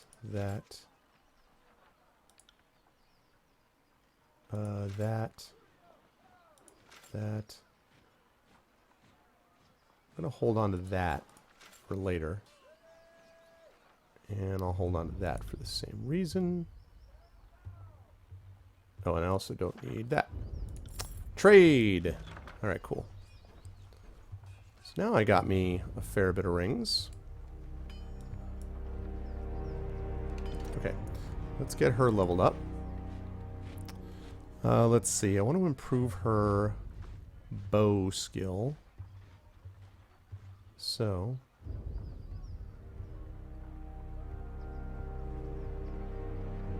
let's increase that finesse. Okay.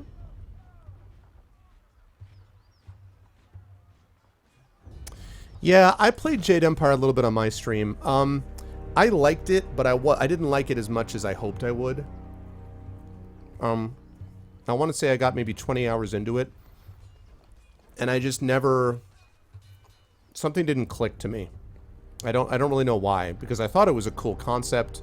I like the idea of basically having Knights of the Old Republic set in kind of an Asiatic setting, but I don't know. Something just didn't connect.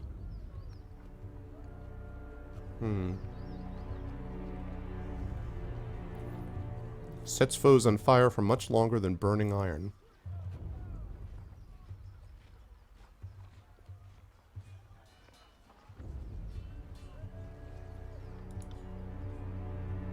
All right. Lots of fire. Good stuff. Okay. Yeah, I can understand that. Elron, I can understand that. Wow, time flies when you're having fun, guys. It's almost time for me to stop. And to give way to Blossoming Sun. So, let me just catch up with these guys. You look as if you have something on your mind. By all means, what can I do for you? Let's discuss some immediate concerns. Okay, never mind. What about you? At your service, Fatebinder. What do you need? What did you have in mind? Okay, so that's nothing. Alright.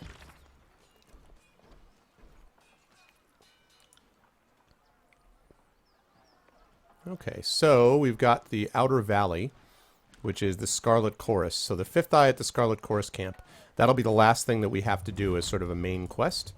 So we're going to head over there. You have anything to say? You happy with things? Who's the strongest warrior in your cohort? Modesty demands I omit myself, but if I had to form the Legion into one giant phalanx, I'd have Sevius the Younger and Barak take the corners. Sevius has been at this since before I was born, and Barak, well... Well, what? I'm neither deaf nor fragile. Say what you were going to say. I was going to say that you're perhaps one of the best warriors in the outfit, but good luck getting you to wear your regulation uniform. You're a good soldier, Barak, but you know you're a pain in my ass. I'm honored to be assigned one of your finest. Yeah, loyalty. The honor is mine. When this campaign is over, I hope you'll accompany me in hanging more Vendrian savages along the road. Think of the stories we'll have to trade. What's your role in the Disfavored?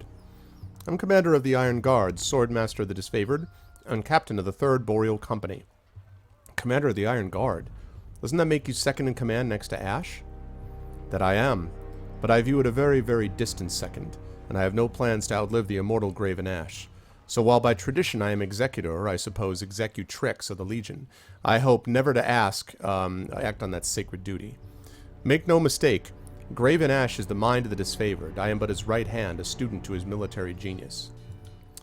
Where have you seen battle? Let's see. Gates of Judgment, Bastard City, quick jaunt through Ponts of Haven, then on to Stalwart, and finally here, Vendrian's Well. Quite a tour it's been. Okay, what about Ascension Hall? Kairos' edict is directing us to take Ascension Hall. That's what the locals call the inner sanctum of the citadel built at the base of the mountain spire. It's also the base camp for the Vendrian Guard. So taking Ascension Hall has always been one of our objectives in putting down the insurrection. But now we have a life or death reason to make that citadel our one and only focus. Okay.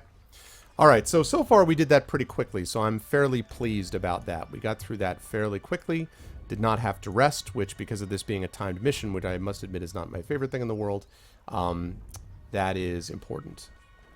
Okay, I'm pretty happy with that. We don't have a 4th person yet. Alright, guys.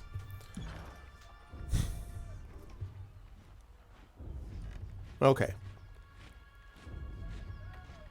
And that's all like that. Let's save it here. Good stuff. All right, guys. Well, that was a good time. I hope you guys enjoyed it as much as I did. I had a lot of fun with that. I am enjoying Tyranny. I understand some of it because I saw there was a lively debate going on in chat, which I didn't get involved with very much. I don't agree with some of the criticisms, honestly. I think that I think that some of the criticisms are trying to be a little bit too clever by half. I think that a lot of times a game is engaged in things that you think are, you wish that it would do more or try to open up more or do more. And after a certain point, you find that you're looking for the perfect mousetrap, the thing that will capture the mouse, bring the mice to it, breed the mice in the first place so that they can then be led to find the trap, tell everyone the news from all the distant lands so people will come to see the mice be trapped. I mean, I think there's only so much that one game can do, and I appreciate what Tyranny is trying to do. Now, that may change. I reserve the right to change my opinion. I may find, I may play 3 more sessions of it and be like, oh my God. But so far, I'm enjoying it, and frankly, I'm enjoying it more than I enjoyed Pillars of Eternity so far. I liked Pillars of Eternity, but I'm finding the story more coherent. I thought the story in Pillars was somewhat of a mess at times. I'm finding the characters more memorable. There are some exceptions, obviously, to that. There were some great characters in Pillars, but I'm finding the characters people here that kind of stick with me more. So far, I'm liking this better, but we will see what sort of happens down the line. So I am looking forward to seeing what happens. But I am enjoying it. Again, I don't think it's the greatest game ever made, and I don't think this is not going to enter my top 10 pantheon. But I like it. I think it's good. I think it's doing some interesting things, and we'll see what else sort of happens with it as we continue. Again, I reserve the right to revisit, but so far, I like it. So we will see. That's going to do it for me. Next up is going to be Blossoming Sun, who is going to be playing Enter the Ocean, or no, Even the Ocean, I believe is the name of it. She's going to be playing that in about, 4 minutes or so.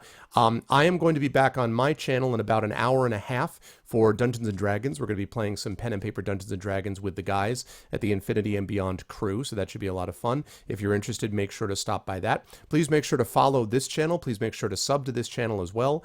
Please make sure to check us all out individually also, because we have all of our individual channels and stuff like that, and our Patreons and so forth. And if you did like the game that you were watching, make sure to hit up that link, which is also my GOG affiliate link. You can pick up a copy of it, and also while you're at it, you'll be able to throw a couple of bucks my way. It won't cost you anything extra, but if you're going to buy it anyway, that's where you should do it. But other than that, I will see you folks next week on episode 58 of Pen and Pixels as I continue this playthrough, or I'll see you on my channel tonight, or perhaps later on this week. For everyone in America, happy Thanksgiving to all of you. For those of you not in America, happy awesome people that all of you are. And I will catch all of you wonderful people in about 90 minutes from now on my channel. But for right now, stay tuned for Blossoming Sun, who's going to be playing Even the Ocean. That's it for me. Thanks, guys. You're the best. And I will catch all of you wonderful people very soon. Have a good night.